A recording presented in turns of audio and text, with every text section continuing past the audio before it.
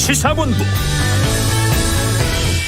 안녕하십니까. 최영일의 시사본부 시작합니다. 자, 이제 올해 한 달 앞두고 이런저런 생각들이 많으시죠? 자, 우리가 올해 잘 챙겼나? 부족한 점은 없었나? 이 돌아보는 것들 중 특히 인간관계의 비중이 큽니다. 가족, 친지, 친구, 동료, 지인, 이웃, 자, 직장을 더불어서 이런저런 소속 공동체 사람들과 한 해 잘 지냈는지, 풀어야 할 것은 없는지, 소홀히 한 점은 없는지, 또 내가 받아야 할 것은 없는지, 이 해가 가기 전에 정리하고 싶은 것들이 떠오르게 마련이죠. 자, 이 개인사를 확대해서 사회 공동체에 적용해도요, 살아가는 원리는 비슷합니다. 자, 한 해 쌓였던 나쁜 문제들은 풀고 좋았던 일들은 서로 감사를 표하고 내년에도 잘해봅시다 하는 의미의 모임들을 많이 갖고 계시죠. 자, 올해가 가기 전에 꼭 풀었으면 하는 두 가지. 먼저 이태원 참사입니다. 자, 국정조사도 하고요, 수사도 하고 갈 길이 멉니다만 유가족이 요구하는 최소한 두 가지. 정부의 진정한 사과. 이게 그렇게 크게 어려워 보이진 않는데요. 만나서 사과하는 모습, 함께 울고 위로하는 모습 보고 싶고요. 그리고 책임 있는 사람이 책임지는 모습 정도가 해를 넘기기 전에 있다면 훨씬 수월하게 풀리지 않을까 싶습니다. 또 하나는 이 노사정 갈등. 화물연대 파업 문제뿐 아니고 지금 파업들이 많죠. 이 강대강 대치가 아니고요. 다 먹고 살기 힘든 상황에서 벌어진 문제로 함께 인식하고 대화한다면 서로 양보의 여지를 찾을 수 있지 않을까. 자, 이 매듭이 꼬이는 연말이 아니라 풀리는 연말이 되기를 희망해 봅니다. 최영일의 시사본부 출발합니다.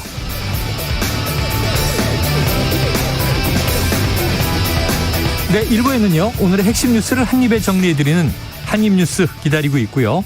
2부에는 화제의 인터넷 뉴스를 다뤄보는 스트릿 뉴스 파이터, 그리고 박원석 전 의원, 김준일 뉴스톱 대표와 함께 깊이 있는 시사 분석과 재미를 동시에 잡는 일석이조, 그리고 사건 본부까지 만나보겠습니다. 자, 1부 마지막에 신청곡 틀어드리고 있는데요. 디저트송 신청 기다리고 있으니까요. 오늘 듣고 싶은 노래가 있으시면 문자 샵 9730으로 자유롭게 보내주시기 바랍니다. 짧은 문자 50원, 긴 문자 100원이고요. 오늘의 디저트송 선정되시면 치킨 쿠폰을 보내드리고 있습니다. 많은 참여 부탁드립니다.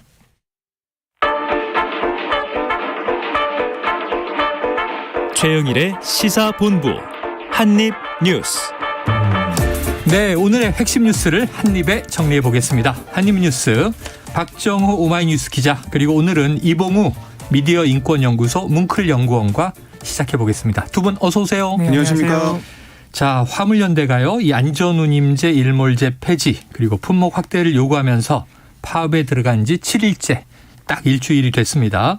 자, 어제 이 정부는 화물연대 소속 시멘트 운송 종사자들에게 업무 개시 명령 발동했다는 소식 전해드렸죠.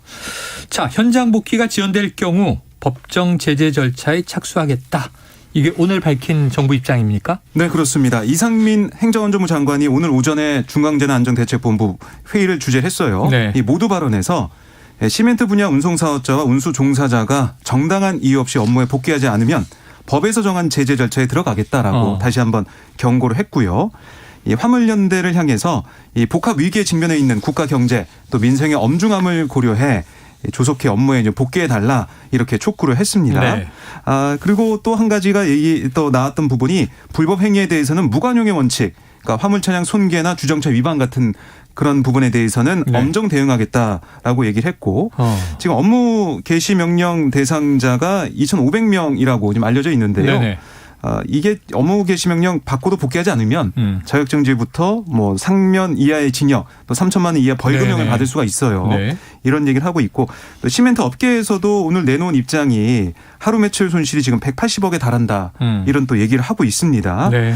결국에는 이 정부 입장은 지금 계속해서 경제가 좀 어려워지고 있는 상황, 이게 민생 경제 또 국민들의 여러 가지 어려움을 가중시킬 거다라고 얘기하면서 복귀를 촉구하고 있는 모습을 보이고 있습니다. 그래요. 어제 임경빈 작가가 잠깐 짚기도 했는데 조금 특이해 보이는 게 보통 이게 노사 문제 그럼 고용노동부가 나서거나 아니면 산업 관련 부처가 나서는데 행안부에서 이게 일종의 그 중앙재난안전대책본부가 주관을 하고 있군요. 자, 이 연구원님. 화물연대 입장도 궁금한데 지금 이렇게 되면 계속 좀 강대강 대치로 흘러가지 않을까 걱정이 되는데요. 예, 그렇습니다. 어제 정부의 업무 개시 명령에 대해서 일단 어제 곧바로 화물연대 전국 지도부가 삭발투쟁에 나서면서 네. 끝까지 싸운다는 입장을 보였고요. 업무 개시 명령에 대해서는 일단 가처분 등 법적 대응도 하겠다는 입장에서 준비를 하고 있고 말씀하신 대로 지금 정부가 나서는 부처나 이런 태도들을 보면은 모순적이다. 왜냐하면 처음에 파업했을 때 분명히 노동자 지위도 인정하지 않고 쟁의권도 인정하지 않으면서 불법 운송 거부라는 표현을 지금까지 쓰고 있는데 왜 이렇게 이제 소위 말해서 파업을 압박할 때는 노동자의 책임을 요구하느냐. 업무 개시 명령도 결국 노동자의 자리로 돌아오는 것이고요. 말씀하신 대로 지금 공정거래위원회 같은 경우도 벌써 이 사업자 단체로서 불법 행위를 했는지 보겠다고 조사하겠다고 나섰는데 이것도 지금 노동자로 안 보고 사업자로 보겠다는 거잖아요. 그런데 왜 업무 개시 명령 같은 이런 압박 차원에서는 자꾸 노동자의 책임을 요구하느냐. 부당하다. 지금 업무 개시 명령 자체가 그렇게 반발하고 있는 상황입니다. 그래요. 지금 이제 이 특수고용 노동자들이 이중적 지위를 가지고 있죠. 네. 하나는 이제 노동자의 또 입장에서 일을 하는 부분이 분명히 있고 그런데 또 자영업자나 개인 사업자로 분류되는 부분들도 있고 이런 정체성도 이번 기회에 좀 정리를 했으면 좋겠다 이런 생각이 듭니다. 그런데 지금 이 동투 겨울투쟁이다 이렇게 부른 게 화물연대만이 아니에요. 일전에 여의도에서 이 학교 비정규직 노조 대대적인 이제 집회도 있었는데 오늘 보니까 갑자기 서울 지하철을 운영하는 서울교통공사 노조가 파업에 들어갔습니다. 그럼 요구사항은 뭡니까? 네, 노사가 어제 오후 10시까지 최종 교섭을 진행했는데 결렬이 된 거예요. 그러니까 쟁점을 보면 인력구조 조정안 이걸 좀 볼 수가 있는데요. 사측에서는 2026년까지 1,539명을 감축하는 이 조정안 시행을 유보하겠다. 내년 상반기 안에 기존 합의사항인 이 장기 결혼 인력 충원과 승무 인력 증원을 시행하는 방안을 제시를 했습니다. 하지만 노조는 이게 지금 상황과 맞지 않다라는 얘기를 하고 있는데 인력 감축 자체가 시민의 안전을 담보하지 못하게 하는 요인 아니냐. 특히 이번에 신당역 참사도 있었고 또 12구 참사 이후 사회적으로 비등해진 이 안전 강화 요구와 취지에 역행하는 거 아니냐. 안전을 위해서 인력 감축 이렇게 진행되는 것은 문제가 있다라는 목소리를 내고 있어요. 이 인력 감축에 대해서 이렇게 첨예하게 맞서면서 오늘 오전 6시 30분부터 노조가 파업에 돌입했는데 2016년 9월 이후 6년 만에 총파업이 됐거든요. 이 오늘 출근 시간에 좀 많이 불편하신 분도 계셨을 것 같아요.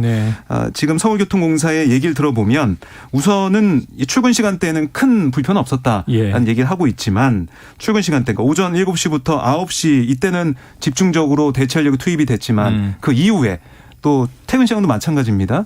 그때는 좀 인력 투입이 좀 부족해가지고 이 낮 시간대 운영률이 평상시에 72.7%까지밖에 안 올라가고 퇴근 시간대도 평상시에 85.7% 수준으로 낮아질 거다 이렇게 얘기를 하면서 시내버스 그러니까 다른 교통수단 좀 이용해 달라 이런 얘기를 하고 있습니다. 네, 날씨는 추워졌고 대중교통도 지금 녹록치가 않은 상황이고요.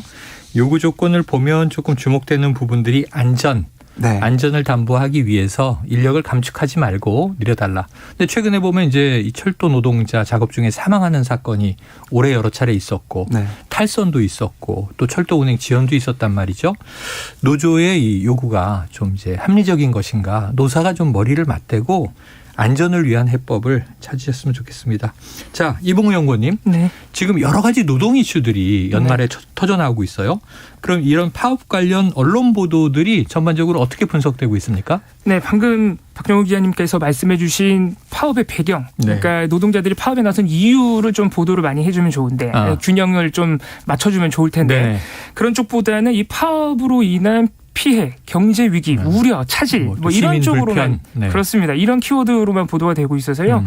방금 말씀하신 교통공사나 철도노조의 파업 같은 경우에도 물론 철도노조, 코레일노조 같은 경우에는 아직 준법 투쟁을 하고 있습니다만 그 11월 초에서도 오봉역 사망 사건 같은 경우에도 그 사망 사건이 왜 벌어졌는지 거기가 엄청 깜깜하고 사실 될 필요도 없었다는 거 아니에요. 이제 그런 점보다는 자꾸 보도가 어떻게 나오냐면 오봉역 사망 사건에 그 탈선 사고까지 겹친 데다 이번에 파업까지 하면서 물류 차질이 심해질 우려가 있다. 이런 식으로 주로 보도가 되는 거죠. 화물연대 파업도 시멘트 공급 차질로 공사가 곳곳에서 중단될 우려가 있다. 네. 예상이 된다. 이런 식으로 네. 보도가 되니까 자꾸 이게 피해 중계 보도예요. 그러니까 예상되는 피해를 중심으로 자꾸 보도를 하고 물론 실제로 피해가 있습니다. 예를 네. 들어서 전국 건설 현장의 59%가 레미콘 타설을 중단했다 그러고요. 예. 지금 휘발유가 동나는 사례도 있다고 하니까 분명히 피해는 있는데 또 컨테이너 장치율 같은 경우는 오히려 평시보다 상황이 좋습니다. 네네. 그러니까 적체가 발생하지 않는다는 것이죠. 그래서 피해를 보도하더라도 조금 더 객관적인 지표로 보도를 해서 정확하게 좀 전달해 줄 필요가 있고 네. 또 어제 대통령이 이게 사실처럼 전제해서 발언을 했던 그 화물연대 비노조원에 대한 쇠구슬 발사 이런 것도 아직 수사 중이고 이게 피해 사실이 나온 게 없는데도 언론 보도와 대통령 발언에서는 이게 사실처럼 되다 보니까 네네. 화물연대 입장에서는 우리가 왜 파업하는지 보도도 안 해주면서 자꾸 이렇게 지역적인 사건으로 일종의 악마화를 하고 있다. 이렇게 불만을 나타내고 있는 상황입니다. 그래요. 균형 보도가 필요하겠죠. 그게 문제를 해결하기 위한 본질을 이제 짚는 것일 텐데 불편함 또 경제적 피해 타격 이런 것도 보도가 정확하게 되고 그리고 또 이제 파업의 이유 요구 조건 이 해법을 위해서는 우리가 어떻게 또 중지를 모아야 하는지 좀 여러 가지를 우리가 함께 생각해서 오프닝에 말씀드린 연내로 좀 풀 수 있는 것들은 풀고 우리가 따뜻하게 새해를 함께 맞았으면 좋겠습니다.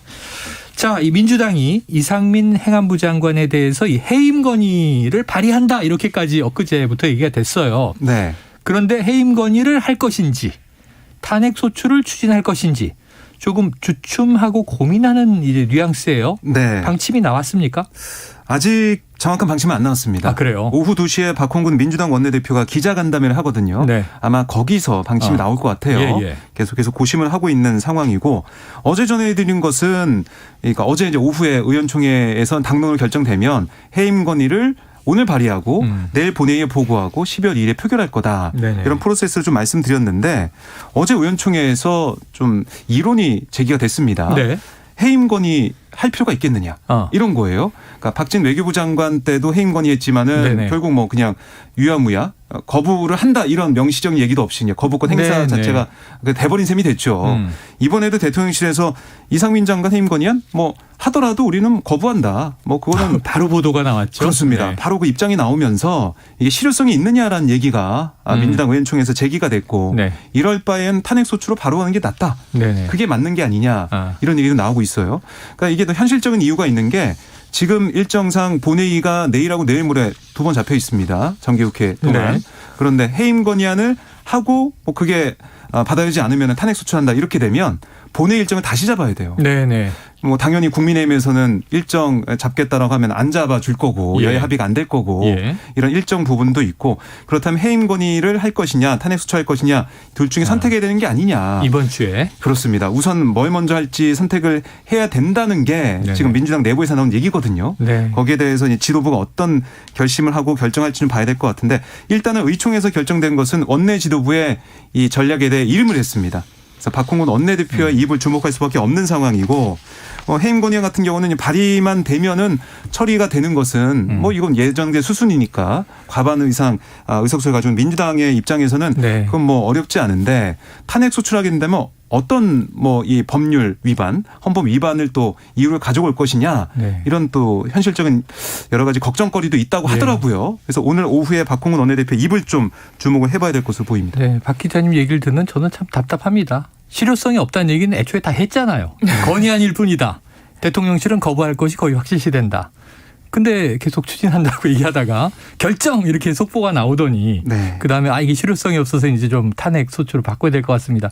이게 왜 뒤늦게 이루어지는지. 왜냐하면 지금 이번 주에 예산안 처리 법정 기한이고 다음 주부터는 이태원 참사 국정조사도 네. 본격적으로 드라이브를 걸어야 하는데 대부분 예산안이 다음 주로 미뤄질 거로 예상하고 있단 말이에요. 이슈만 복잡해지고. 오히려 그러한 머뭇거림이 더 이제 또 이거 혹시 정쟁 아니냐 이런 네, 의심이 그렇죠, 살 수 있기 그렇죠. 때문에 오히려 네. 단호함이 또 필요할 수도 있겠죠. 네, 자 어떤 지켜보도록 하죠. 네. 자, 그럼 국민의힘은 연일 이 민주당의 이상민 장관 문책 추진을 비판하고 있네요. 예, 그렇습니다. 국민의힘 그리고 정부는 애초부터 아까 말씀하신 대로 네. 특수본 수사에 일단 우선적인 중점을 두고 있었고요. 네. 국정조사에 대해서도 반대했고 거기다 이상민 장관에 대한 어떤 파면 요구까지 나오니까 굉장히 거세게 반발을 해서요. 날이 갈수록 좀 발언 수위가 높아져서요. 국민의힘에서는 어제 주호영 원내대표가 이것은 대선을 불복하는 것이다. 대한민국이 어떻게 되든 국민의힘과 윤 대통령이 잘하는 꼴을 못 보겠다는 심산 아니냐. 이렇게 얘기했고 또 정진석 비대위원장은 오늘 이상민 장관 파면 요구는 공갈 협박이고 정쟁의 도가니로 빠뜨리는 것이고 민주당의 사법 리스크를 이런 식으로 피하겠다는 것이다. 네. 이렇게 지금 발언 수위를 높이고 있습니다. 그래요. 자, 여기에 대해서는 또 의견들이 분분해서 지금 저희 프로그램에 출연하는 뭐 이제 여당 측의 이재호 고문이라든가 또는 보수 이제 평론가죠. 뭐 장성철 네. 소장이라든가 이상민 장관이 지금 그 직에 있으면 안 된다. 또 이런 또 여권 내 입장도 일부 있는데 일단은 이제 여당 입장은 강경한 것 같습니다. 자, 이 연구원님 이런 상황에서 네. 이 이태원 참사 당시 경찰의 부실 대응은 계속 드러나고 있다고요? 예, 그렇습니다.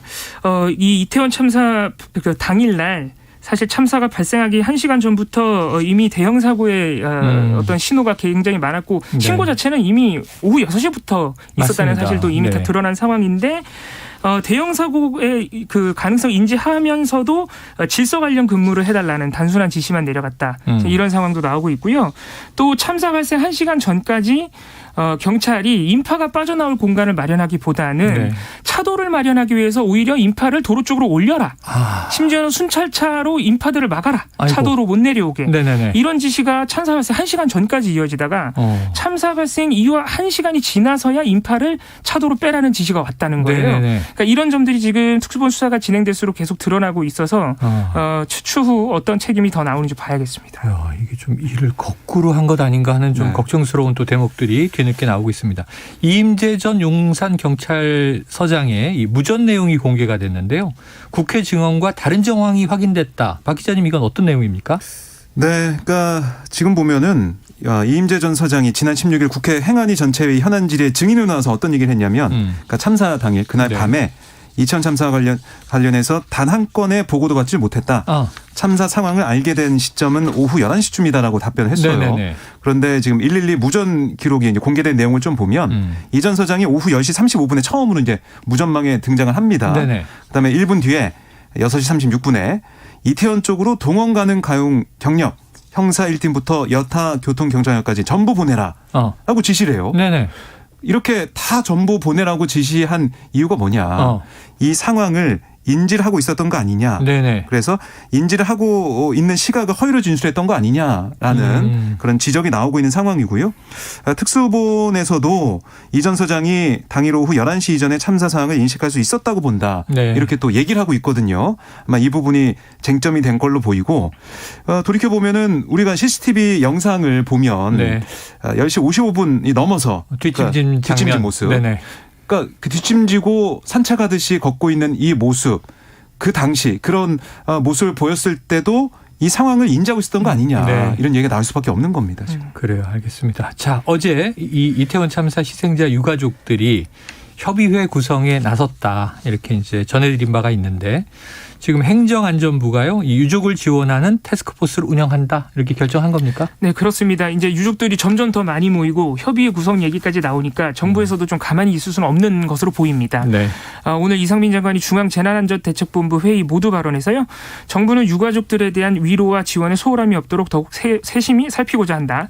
유가족 협의회 설립 지원과 추모 사업 등을 위한 전담팀을 행안부에 설치하고 유가족 협의회 요청에 대해서는 관계부처와 협력해서 신속히 처리하겠다. 이렇게 일단 밝히기는 했습니다. 네. 자, 앞으로 어떤 지원이 이루어지고 유가족들이 또 어떻게 움직이는지 저희가 지켜봐야 할 것 같습니다. 자, 지금 점심시간입니다. 매우 추운 날씨죠. 교통 상황을 좀 알아보고 이어가도록 하겠습니다. 교통정보센터의 김한나 리포터 나와주세요. 네, 시각 교통정보입니다. 날이 갑자기 추워지면서 차량 관리도 더 꼼꼼하게 해주셔야겠는데요. 기온이 떨어지는 겨울철에는 타이어 공기압이 평소보다 낮아지게 됩니다.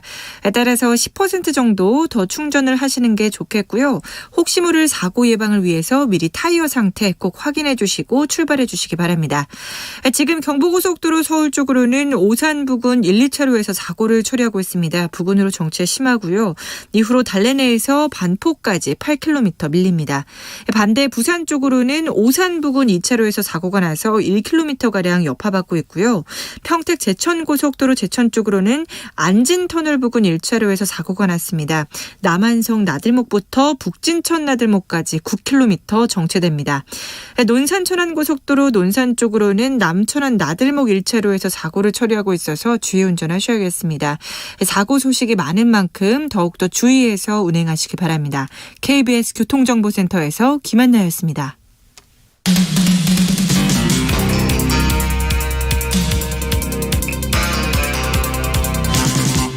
최영일의 시사본부.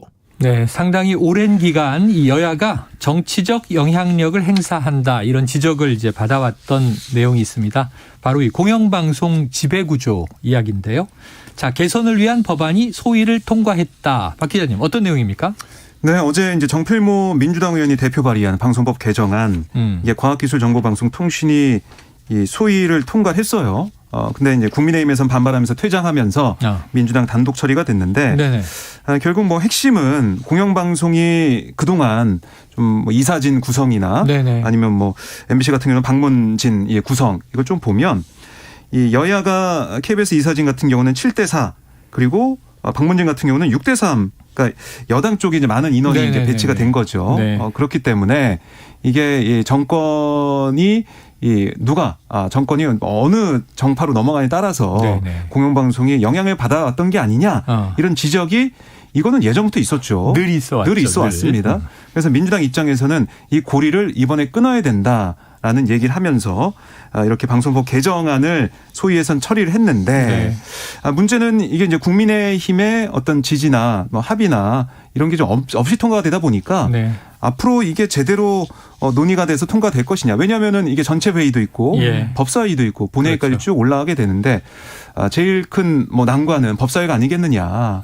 왜냐하면 법사위원장이 국민의힘 김도 위원장이고 그리고 이 법이 통과된다고 해도 윤 대통령이 거부권 행사할 수도 있다. 이런 얘기도 국민의힘에서 나오고 있거든요. 그래서 이 어떻게 보면 소위를 통과한 데 의미는 있겠지만 현실적으로 보면 좀 어렵지 않을까 이번에도 통과가 이런 얘기가 나오고 있습니다. 이 개선 문제가 말이죠. 제가 개인적으로 참 오래 관심을 가지고 지켜본 바에 따르면 야당 때는 이거 꼭 개선해야 된다고 막 투쟁을 하는데 여당 되면은 이게 뒤로 자꾸 밀려서 방치되다가 또 정권 교체되면 입장이 바뀌고 이게 그런 게 많아요. 이 미디어 전문가시니까 이용권님 잘 하실 것 같은데 지금 정권이 바뀔 때마다 이 KBS, MBC 공영방송 정치적 파고의 혼란을 겪어왔습니다. 법안 통과 되겠습니까?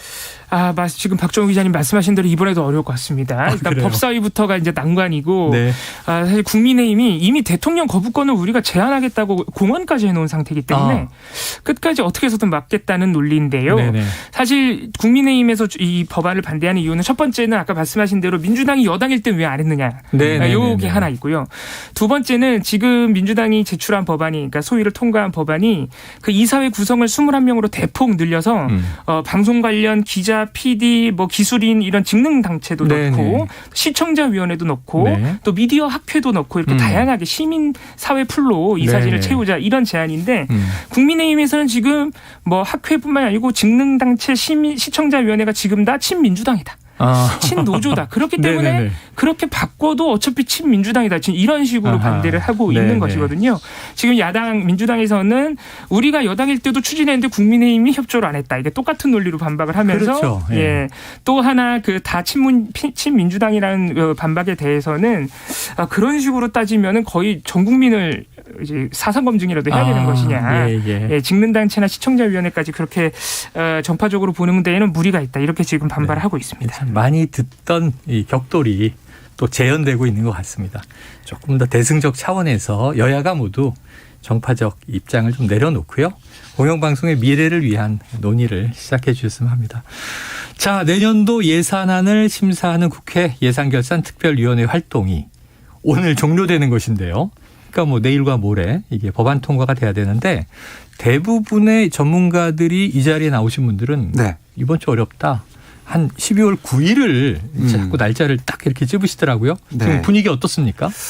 9일도 가능할지 여기에 대해서 좀 회의적인 반응도 좀 나오고 있어요. 법정 시한을 지금 일주일 이상 넘기게 되는 건데요. 그렇습니다.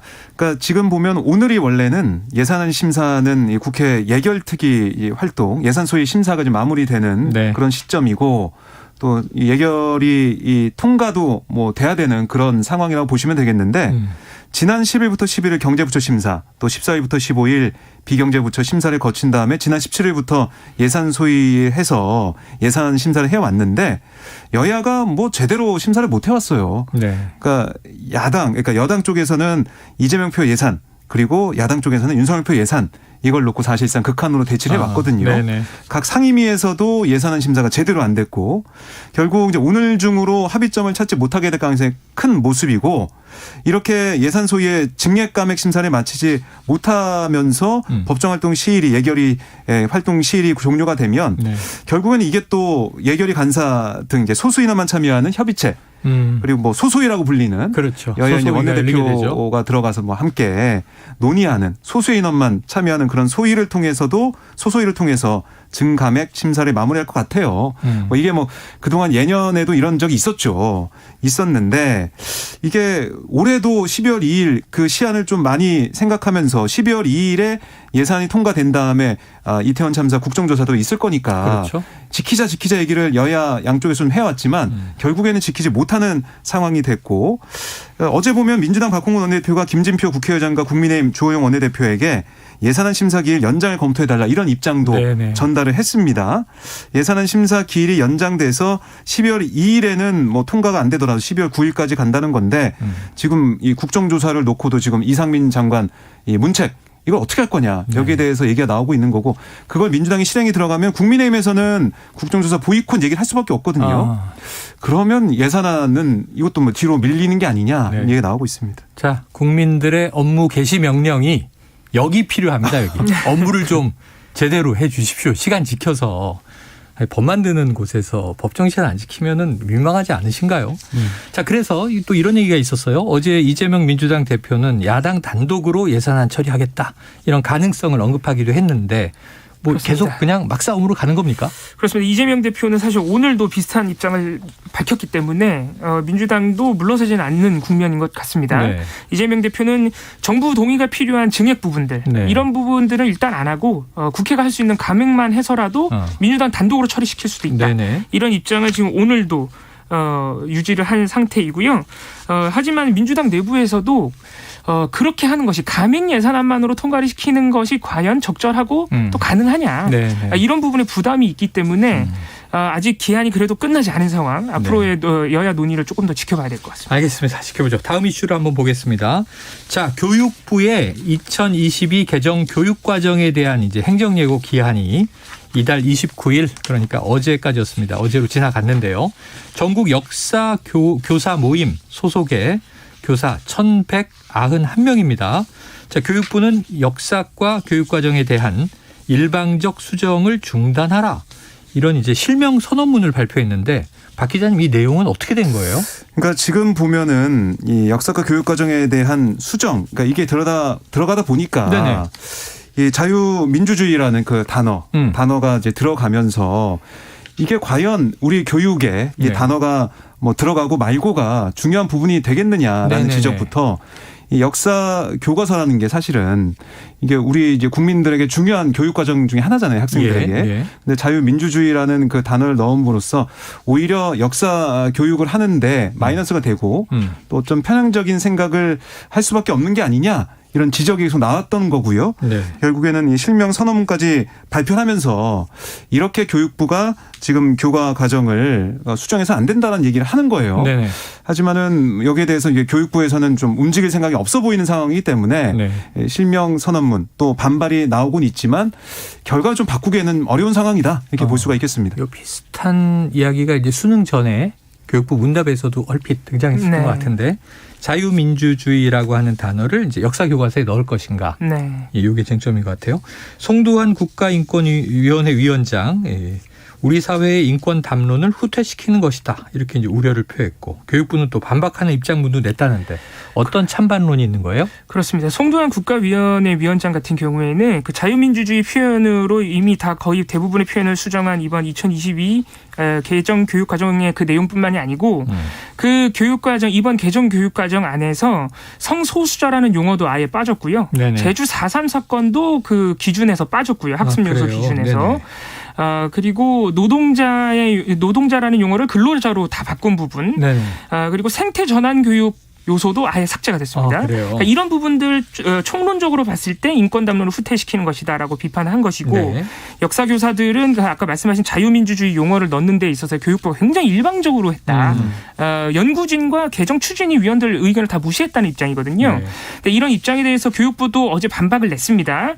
일단 인권 후퇴 부분에 대해서는 헌법과 법률이 정한 바에 따라서 개정을 한 것이고 성소수자 용어 삭제 같은 경우에도 현행 교육과정에 없는 용어이기 때문에 네. 여러 의견 수렴 과정을 거쳐서 우리가 수정을 한 것이다. 근로자 용어도 다른 교과서들 그리고 다른 법률적 용어들을 참고해서 바꾼 것이기 때문에 문제가 없다. 또 자유민주주의 용어 같은 경우에도 이거 다 무시한 게 아니라 운영위 위원들 의견 다 들었다. 네. 왜냐하면 교육부 입장에서는 지금 역사교사들이 이렇게 크게 반발하고 있지만 또 반대쪽에 있는 기독교 단체나 보수 단체에서는 이것도 이번에 교육과정도 나름대로 보수화를 꾀한 것인데 정부 입장에서는 네네.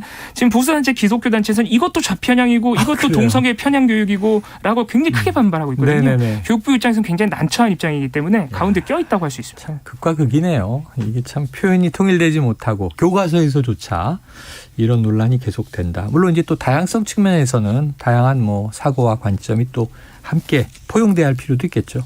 이런 식이면 이제 고용노동부는 고용근로부로 바꿔야 되겠네요. 그래요. 우리가 그래도 보편적으로 합의할 수 있는 부분이 네. 있으니까. 자, 합의가 되길 노동자, 뭐 근로자 다 문제는 없다고 봅니다. 시대 상황마다 이제 다르게 쓰였을 뿐인데. 자, 요거 끝으로 하나 보죠. 중국 정부의 제로 코로나 정책, 이게 봉쇄 정책이죠. 여기에 항의하는 백지 시위가 해외는 물론이고 이 집회가 금지된 홍콩으로까지 확산되고 있다. 중국 상황입니다. 아파트 화재가 도화선이 된 거죠? 네, 그러니까 지난 24일 신장 우르무치의 고층 아파트에서 발생한 화재로 네. 10명이 숨지는 그런 사건이 네네네. 발생을 했는데 이게 방역을 위해 설치하는 각종 봉쇄용 장치들이 신속한 진화를 방해했다. 의혹이 제기가 됐어요. 그래서 주말 사이에 뭐 베이징, 상하이 등등 대도시에서 여러 가지 시위가 좀 있었는데 눈에 띄는 부분이 시위 참가자들이 들고 있던 피켓입니다. 네. 흰색 A4 용지를 들고 있었어요. 아무것도 써지 않는. 백지 피켓. 그렇습니다. 그러니까 이 검열과 통제 무언의 저항을 의미했다라고 네. 볼 수가 있는데요. 우리가 말하지 않는 것조차 검열할 수는 없을 거다라는 참가자들의 목소리가 있었습니다. 그래서 뭐 중국 50여 개 대학 학생들도 주말 사이에 시위에 동참하는 모습도 보였고 특히 시진핑 주석의 모교인 칭화대에서는 학생들이 이 프리드만 방정식을 적은 종이를 들고 있더라고요. 네네. 프리드맨, 프리더맨. 네네. 자유를 사람의 자유를 요구하는 네네네. 그런 의미를 담은 MZ세대식 패러디인 것 같습니다. 프리드만 방정식을 들고 와서 이 눈길을 끌었습니다. 어쨌든 이런 상황에서 중국은 이제 강경 대응에 나서고 있는데 이 중국 공안 당국의 현장 체증 사진 또 영상 텔레그램 같은 메시징 앱, SNS, 휴대폰 추적 등을 통해서 시위 참가자 체포에 나선 그런 모습입니다. 그래요. 알겠습니다. 오늘 요거 국제본부에서 전해드리긴 했는데 계속 확산되고 있는 것 같아서 주목해야 될 것 같습니다. 자, 오늘 한입뉴스는 여기서 정리하겠습니다. 박정호 오마이뉴스 기자, 이봉우 미디어인권연구소 뭉클연구원 오늘 고생하셨습니다. 고맙습니다. 감사합니다. 자, 오늘의 디저트송은요. 이 청취자 4665님께서 강추위에 고생하시는 환경미화원 우리 아버지 너무 걱정이 돼서 마음이 아프네요. 오늘 날씨면 정말 아버님 걱정되시겠습니다. 일도 좋지만 건강 잘 챙기셨으면 좋겠네요. 아버지 사랑해요. 그리고 이문세의 빨간 내복을 신청해 주셨습니다. 노래 듣고 저는 2부로 돌아오겠습니다. 새빨간 내복을 입고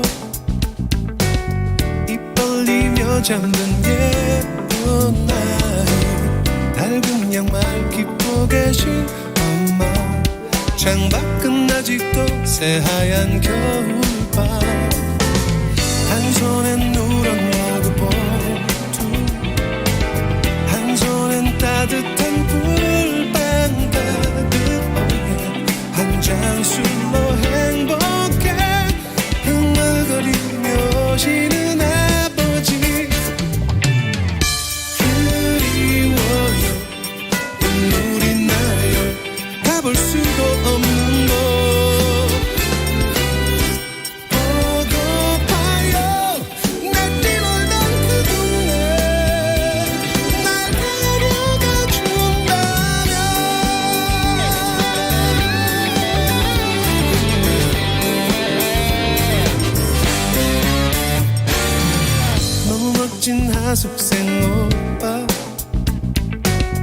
고향으로 돌아가는 이삿짐 리어카엔 낡은 책과 라디오 문 밖엔 어느새 온 동네 사람들 다시는 못 볼 것 같아 밤새워 써놓은 편지를 쥐고 담 밑에 적으려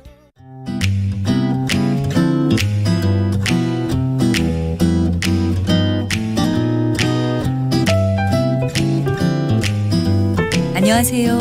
바른말 고운말입니다.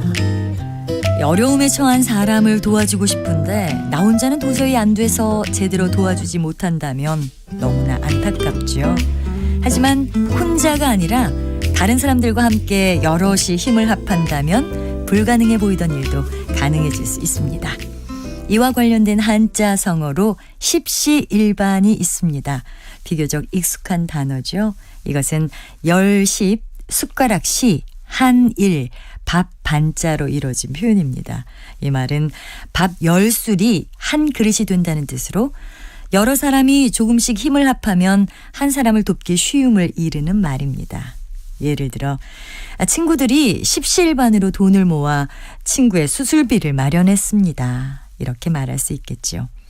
이와 같은 뜻을 가진 우리말 속담으로 열에 한술밥 또는 열에 한술밥이 한 그릇 푼푼하다 같은 것이 있습니다. 여기서 푼푼하다는 모자람이 없이 넉넉하다는 뜻의 고유어 형용사입니다. 이 속담은 10사람이 한 술씩 보태서 밥 한 그릇을 만든다는 뜻으로 여럿이 각각 조금씩 도와주어 큰 보탬이 됨을 비유적으로 이르는 말입니다. 혼자 힘으로는 할 수 없는 일이라도 여럿이 힘을 합하면 이뤄낼 수 있는 일이 많이 있다는 것을 잊지 말고요. 서로 도와가면서 살면 참 좋겠습니다. 바른말 고운말 아나운서 변희영이었습니다.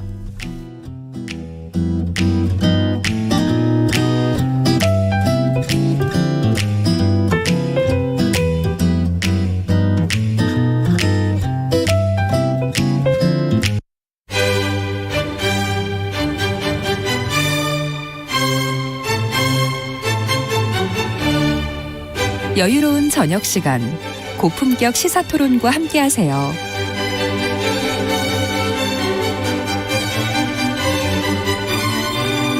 평일 저녁 7시 20분 KBS 열린 토론 정준희 교수와 함께합니다.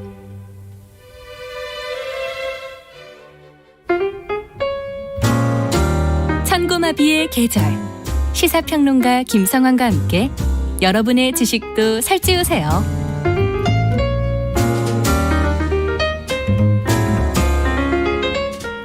정치에 경제를 더하고 미술에 음악을 더하는 시간.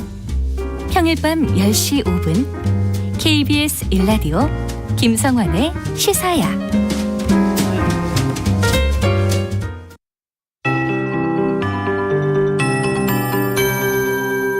KBS 58분 날씨.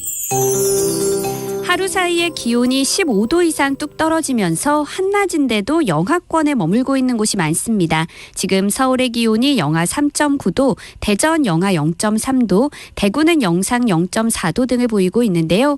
찬바람이 강하게 불면서 체감온도는 지금 중부지방이 영하 10도 안팎, 남부지방은 영하 5도 안팎으로 느껴지고 있습니다.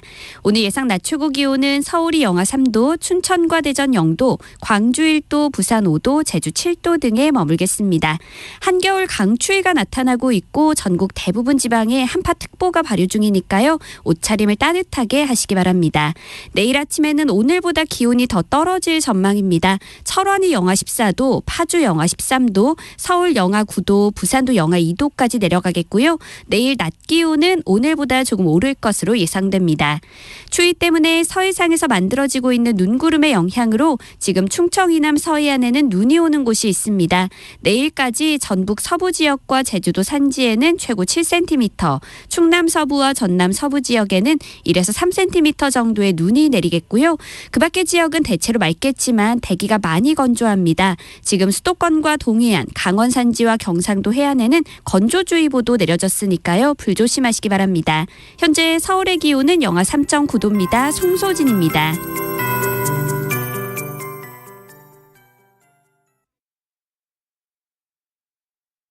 정성을 다하는 국민의 방송 KBS가 한시를 알려드립니다. AM 711kHz, FM 97.3MHz, KBS 1라디오입니다. HLKA.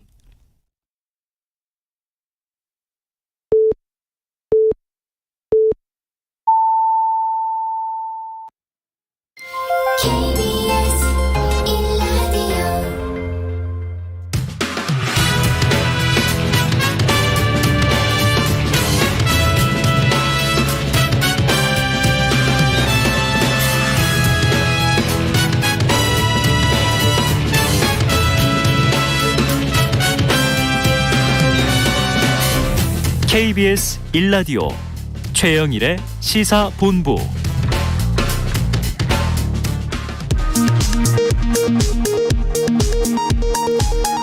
이 시각 라디오 정보센터 뉴스입니다.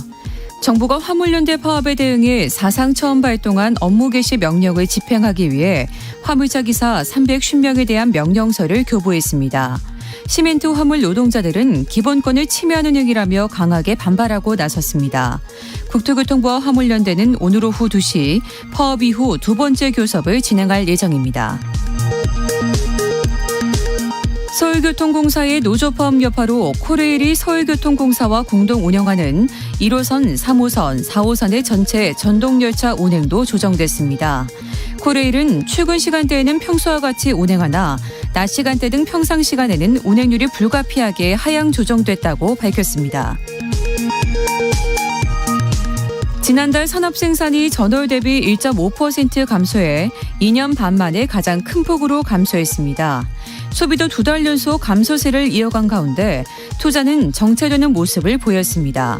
통계청은 물가가 아직 높은 수준이고 금리도 오르는 만큼 경기 흐름에는 불확실성이 크다고 설명했습니다. 이번 겨울 전력 수요가 가장 많은 시기는 내년 1월 셋째 주가 될 것으로 보인다는 전망이 나왔습니다. 정부는 글로벌 에너지 위기로 인한 연료 공급의 불안정성에 대비해 원전을 최대한 활용하고 신규 원전을 적기에 진입시키겠다고 밝혔습니다. 지금까지 라디오 정보센터 뉴스 정한나였습니다.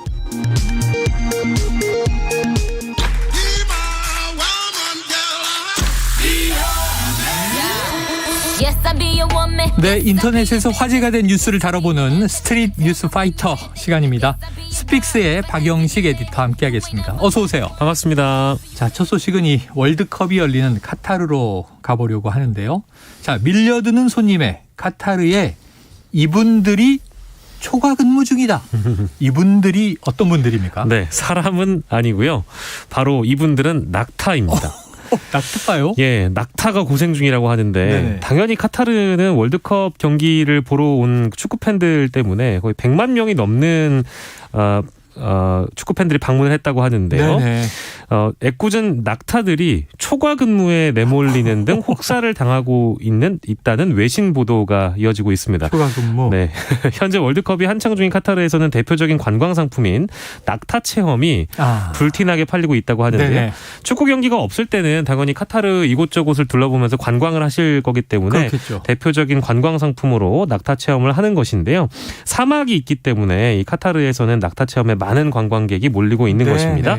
당연히 이제 낙타에 올라타서 소셜미디어에 올릴 인증샷을 얻기 위해서 낙타 위에 올라타거나 낙타와 셀카를 찍는데 여념이 없는 관광객들의 모습 쉽게 찾아볼 수 있는데요. 낙타의 하루를 따라가 보도록 하겠습니다. 월드컵 개막일에 카타르의 낙타들은 하루에 15명에서 20명, 많을 때는 하루에 40명씩을 태우고 있다고 해요. 낙타들은 보통 관광객 5명을 태운 후에야 비로소 잠깐의 휴식을 맛본다고 하는데요. 낙타들이 사막에서 일출을 배경으로 멋진 사진을 남기길 바라는 관광객을 위해서 심지어 새벽부터 일찍 일어나서 관광객 맞을 준비를 해야 하고요. 갑작스럽게 업무량이 늘어나게 되면 피로 누적이 되기 때문에 이 피로 누적을 호소하는 낙타들도 있다고 합니다. 너무 피곤하면 몸을 일으키는 거를 좀 주저하거나 일어난 뒤에 다시 또 주저앉고 몸을 일으키기를 또 거부하는 경우도 있다고 해서 힘이 든 거죠. 그렇죠. 네네. 그래서 실제로 낙타를 강제로 일으키는 경우가 있는데 아이고. 낙타가 앓는 소리를 내면서 울부짖었고 이 모습을 본 호주 출신의 여성 관광객이 낙타들이 학대를 당하는 것 같다. 이런 글을 올리기도 해서요. 아무튼 카타르의 관광이 활성화되는 거야 뭐 좋겠습니다만 네네네. 낙타는 또 무슨 죄인가 이런 생각도 들었습니다. 네네. 적당한 관광객만 좀 태웠으면 하는 생각이 있네요. 이게 뭐 다 받아줄 수는 없잖아요. 그렇죠. 낙타는 이게 기계가 아니고 생물이고 우리와 함께 지구 위를 살아가는 동물들이라 좀 낙타 사랑도 적당하게 하면서 관광을 즐기셨으면 좋겠습니다. 네. 또 이런 일이 다 있네요. 네. 자, 다음 소식으로 가봅니다. 이 프로축구 수원FC가요. 선 넘는 이벤트를 홍보했다가 취소하는 일이 있었다. 어떤 이벤트였습니까? 네, 프로축구 수원FC가요. 2022 카타르 월드컵에 출전한 한국 축구 국가대표팀의 가나전 경기를 맞아서 네. 술집에서 응원 이벤트로 내세운 홍보 문구가 논란이 됐습니다. 네네. 수원FC는 최근에 공식 SNS를 통해서요. 수원FC와 대한민국 축구 응원하자라는 예. 슬로건을 내걸고 수원시 8달구의 유흥가가 밀집된 술집에서요. 단체 응원할 사람들을 구단 차원에서 모집했는데요. 네네. 해당 내용을 보면 수원FC 측은 지난 28일 오후 10시 가나전에 맞춰서 술과 음식을 먹으면서 경기를 관람할 수 있고 수원FC 유니폼 착용 이벤트, 이승우 선수 중계 사진 찍기, 맥주 빨리 마시기, 네. 추첨권 뽑기 다양한 이벤트를 마련했는데 여기까지는 뭐 크게 이상한 게 없어 보여요. 예. 그런데 수원FC 치어리더 팀인 멤버 5명, 뭐 치어리더 분들의 성함은 굳이 다 제가 네네네네. 거론하지 않아도 될 것 같고요. 이분들의 사진을 홍보 사진으로 내세우면서 수원FC 세트를 주문하면 치어리더가 여러분의 테이블에 서빙을 해드립니다. 하프타임 홀 내에서 멋진 댄스 공연을 선사합니다. 이제 이런 문구를 네네. 참여 독려 이벤트라고 이제 표시를 해둔 거예요. 누리꾼들은 뭐 물론 특별한 이벤트라서 기대감을 표한 분들도 있었습니다만 일각에서는 치어리더의 서빙이 일종의 성상품화 아니냐 이제 네. 이런 비판이 있어서 논란이 됐는데요. 그래요. 일부 누리꾼들의 의견을 소개를 해드리면 월드컵 경기장도 아니고 일반 업장에서 치어리더 분들을 서빙으로 쓰는 게 맞냐? 심지어 특정 메뉴 주문 시에 이 이벤트를 한정하는 게 맞냐? 네네. 이런 이벤트를 구단 차원에서 공식적으로 진행한다니까 믿을 수가 없다. 그리고 성상품화를 부추기는 꼴이다. 치어리더가 경기장도 아닌 술집에 왜 있어야 되냐. 구단의 이벤트로는 적절하지 않다라고 지적을 했고요. 논란이 되니까 당연히 수원FC는 해당 이벤트를 취소하면서 이건 팬들과 소통하기 위한 부수적인 이벤트였다. 오해의 소지가 있을 수 있다는 의견을 받아들여 취소하게 됐다고 해명했습니다. 네. 이게 좀 항상 과유불급이에요. 좀 오버하면 문제가 생기죠. 네. 이거 좀 그러네요. 술집에서 좀 불편하게 보신 시각도 적지 않을 것이라는 생각이 충분히 듭니다. 차라리 오히려 뭐 팬 사인회를 하면서 치어리더 분들이 뭐 사인회를 해주든가 혹은 치어리더 분들의 역할이 응원의 이제 흥을 돋구기 위해서 멋진 뭐 댄스를 보여주시는 거라면 아예 무대를 만들어 놓고 그러한 이제 공연 행사를 하던가 서빙은 좀 아닌 듯하다. 이런 뭐 비판이 그렇죠. 예, 비판이 마땅해 보입니다. 네. 자, 취소됐다고 하니까요. 그래요. 여기까지. 자, 다음 소식 한번 보죠. 네. 한 택배 기사님이 등장하는 훈훈한 내용이다. 네. 날씨가 춥잖아요. 훈훈한 내용이 정말 절실합니다. 네. 분위기를 좀 바꿔보겠습니다. 택배 기사님이 이웃에 대한 관심을 바탕으로 업무 중에 대형 화재를 예방했다는 소식이 전해졌습니다. CJ 대한통운은 원주 소방서로부터 표창장을 받은 택배 기사 심승보 씨에게 감사장을 수여했다고 어제 밝혔는데요. 강원도 원주시에서 CJ 대한통운 택배 기사로 일하고 계신 심승보 씨는 신속한 초기 대응으로 화재를 예방했다고 하는데 지난 1일에요. 배송 업무를 하기 위해서 상가주택 건물에 들어갔다가 1층에서부터 평소와 다른 좀 특이한 냄새가 나는 것을 직감적으로 알아차리셨다고 해요. 배송하던 도중에 이 냄새가 좀 더 격해지는 것을 느꼈고 하던 일을 멈춘 뒤에 곧바로 같은 건물에 거주하는 건물주에게 전화를 했다고 합니다. 건물에서 타는 냄새가 좀 심하게 나는 것 같아서 안보 차원에서 연락을 했다면서 이거 누가 혹시 음식을 태운 것 아닌가 하는 우려를 전달을 한 것인데요. 119가 출동을 해서 빈집 가스레인지 위에서 타고 있는 프라이팬과 또 음식물을 발견했고요. 대형 화재로 번지는 것을 막아낼 수 있었습니다. 신속한 신고가 없었다면 이게 자칫 큰 대형 사고로 이어질 수도 있고 또 이런 화재 사고는 인명 피해로 이어질 수 있는 상황임을 알 수 있는데요. 그렇죠. 이 택배 기사님께서는 택배 일을 시작하기 전에 14년간 스키장 안전 요원으로 일하면서 시설 관리 및 인명 구조와 관련된 업무를 했던 경험이 있어서 이게 위험할 수 있다는 판단이 바로 섰다. 안전과 관련된 일을 오래 해서 그런지 냄새에 좀 더 민감하게 반응한 것 같다고 전하면서요. 집집마다 방문하며 일하는 직업인 만큼 가지고 있는 역량을 바탕으로 사회에 공헌할 수 있는 일들이 많을 것 같다는 생각을 평소에도 했다. 네, 내가 네. 필요한 상황에서 도움이 될 수 있어 다행이다라고 말씀하셨다고 합니다. 아유, 훌륭합니다. 정말 이 택배 기사분들 그렇게 고생하시면서 또 날씨 추워져서 더 힘드실 텐데 네. 가가호호 방문하는 분들이잖아요. 요즘 1인 가구가 뭐 워낙 늘었기 때문에 네. 정말 깜빡하고 뭔가 끄지 않고 외출해버리면 네. 화재 위험이 많고 이건 또 이제 다세대 주택이나 밀집 주택가에서는 정말 또 큰 사고로 번질 수도 있습니다. 택배기사분들뿐 아니고요. 우리도 좀 관심 가지고 이웃에서 네. 혹시 좀 이상한 조짐은 없는지 우리 직감적으로 안전에 조금 신경 쓰시고 특히 이제 추워지다 보니까 네. 화재 위험은 점점 증가하잖아요. 네네. 정말 훈훈한 소식 들었던 것 같습니다. 이번 사례를 통해서 이제 우리 주변에 있는 우리 주변을 좀 둘러보고 네. 관심을 좀 가져야 된다는 생각이 많이 들었고 실제로 이런 사례들은 전국적으로 꽤 많이 있습니다. 맞아요. 있어 왔고요. 또 그래서 매일 벌어질 수 있는 일이죠. 그렇습니다. 시민 의식이 어느 순간에 발휘돼야 될지 우리가 네. 한번 좀 볼 수 있는 그런 사례인 것 같아요. 그래요. 자, 택배기사 심승보님 박수를 보내드립니다. 네. 자, 마지막 소식이네요. 해외 출판사가 꼽은 2022년의 단어. 이거 보통 연말에 많이 나오는데. 맞습니다. 사자성어도 나오고요. 네. 자, 2022년의 단어가 가스라이팅이에요. 가스라이팅. 네. 이 해외 출판사가 꼽은 네. 2022년의 단어라는 점 명심해 주시고요. 네. 아마 이제 이런 이벤트성의 기사들은 많이 나올 것 같습니다. 네. 뭐 출판사마다 또 국가마다 또 연구기관마다 선정하는 용어들이 다를 텐데요. 미국의 유명 사전 출판사 미리엄 웹스터가 꼽은 2022년의 단어는 바로 가스라이팅이었습니다. 월스트리트 저널이 영어 단어의 검색 건수와 관련한 통계 자료를 기반으로 매년 올해의 단어를 선정하는 미리엄 웹스터가 이같이 결정했다고 보도를 했는데요. 미리엄 웹스터의 피터 소콜로스키 편집장은 가스라이팅은 특히 지난 4년 동안 너무 빨리 검색 건수가 상승한 단어여서 실제로 나와 많은 사람들에게 놀라움으로 다가왔다면서 1년 내내 매일 자주 검색되는 단어였다고 말한 것으로 전해졌습니다. 예. 가스라이팅 워낙에 많은 분들이 다 아시겠습니다만 개념이 모호한 분들을 위해서 잠깐 설명을 해드리자면 이게 1938년 연극 가스라이트, 가스 네네. 등에서 유래한 단어라고 하고요. 영화로도 만들어졌어요. 네, 이 연극에서 주요 등장인물인 남편은 가스 등이 어두워지지 않았다는 거짓말을 내세워서 부인을 정신병자로 몰아세웁니다. 나중에 이제 최영일 선생님께서 말씀해 주신 대로 영화화가 된 이 연극 내용 때문에 가스라이팅은 타인의 심리를 조작해 지배력을 강화한다는 뜻으로 널리 사용돼 왔는데요. 그러나 올해 미국 정치권을 비롯해서 TV 리얼리티 프로그램 등 다양한 분야에서 이 가스라이팅이 널리 쓰이긴 했는데 기존 의미에서 좀 멀어졌다라는 것이 이 출판사 측의 설명인데요. 네네.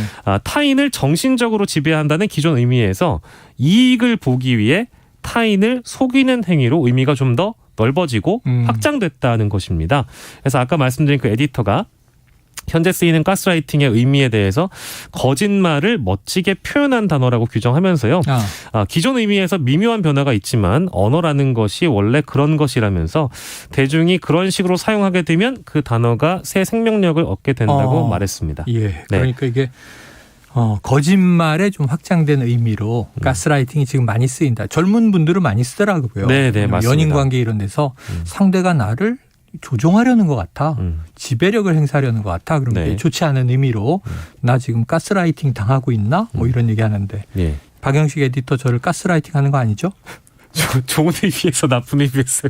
이건 무조건 나쁜 의미예요. 예. 타인을 조종하면 안 되죠. 네네네. 당황했습니다. 결정권을 늘 존중하면서 동등하게 우리는 눈높이를 맞춰야 잘 살아갈 수 있습니다. 그래요. 가스라이팅이 우리나라는 올해 어떤 키워드가 꼽힐지 모르겠는데 뭐 해피, 뭐 패밀리, 러브, 피스 좀 좋은 단어가 나오기를 맞습니다. 기원을 해봅니다. 네, 그리고 뭐 가스라이팅 외에도 다른 단어들도 좀 언급이 됐는데요. 그래요. 네. 코로나 바이러스 때문에 오미크론에 대한 관심도 오미크론. 급증했다고 소개를 했고요. 코로나19 사태가 발생했던 2020년에 선정된 올해의 단어는 여기에선 팬데믹이라고 네. 했고요. 지난해에는 또 백신이라고 백신이 올해 단어로 선정됐던 바 있습니다. 네, 충분히 이해되는 대목입니다. 가스라이팅은 좀 의외네요. 알겠습니다. 자, 오늘 스트릿뉴스 파이터 여기까지 정리하죠. 지금까지 스픽스의 박영식 에디터였습니다. 고맙습니다. 감사합니다.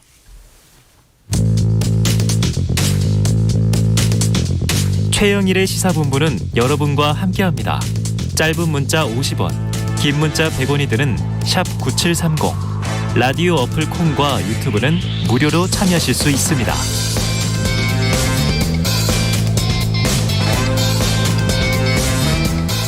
Hit me and make me strong. 네, 깊이 있는 시사 분석과 또 재미를 동시에 잡는 코너. 자, 그래서 굉장히 유능한 패널들을 모시는 그런 코너입니다. 박원석 전 의원 그리고 김준일 뉴스톱 대표 나와 계십니다. 두 분 어서 오십시오. 안녕하십니까. 항상 킹스맨 정장의 신사분들 두 분이 딱 나오는 코너예요. 바로 이제 이슈로 들어가 보겠습니다. 자, 어제 결국 정부가 화물연대에 업무 개시 명령을 발동했습니다. 2004년 제정 이후 초유의 일이라고 하죠. 자, 일단은 시멘트 운수 종사자 2,500여 명이 대상인데 어제 국무회의에서 나온 윤석열 대통령의 육성을 직접 듣고 이야기 나눠보겠습니다. 정부는 오늘 우리 민생과 국가 경제에 초래될 더 심각한 위기를 막기 위해 부득이 시멘트 분야의 운송 거부자에 대해 업무 개시 명령을 발동합니다. 경제 위기 앞에 정부와 국민, 노사의 마음이 다를 수 없습니다.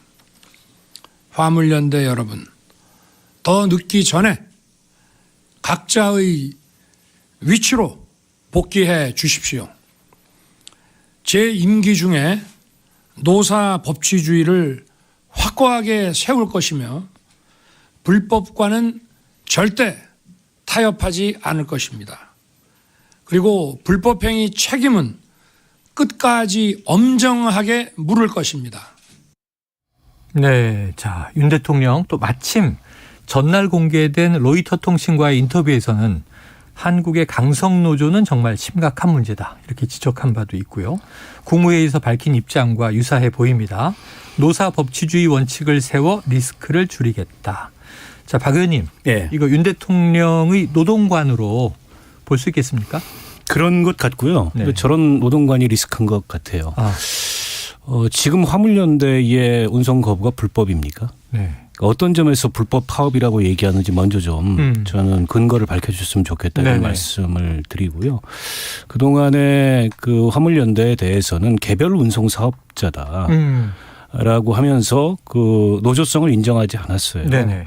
근데 갑자기 정부가 불법 파업론을 들고 나와가지고 업무 개시 명령을 내리는데 물론 업무 개시 명령을 내리면서는 저게 이제 노동조합이 아님을 네네. 인정해서 운송 거부라는 표현을 썼습니다만 그럼에도 불구하고 여전히 대외적으로는 저건 불법 행동이다. 그래서 이런 인식을 드러내고 있는데 어떤 점이 불법인지 좀 명확히 좀 밝혀야 된다라는 생각이 들고요.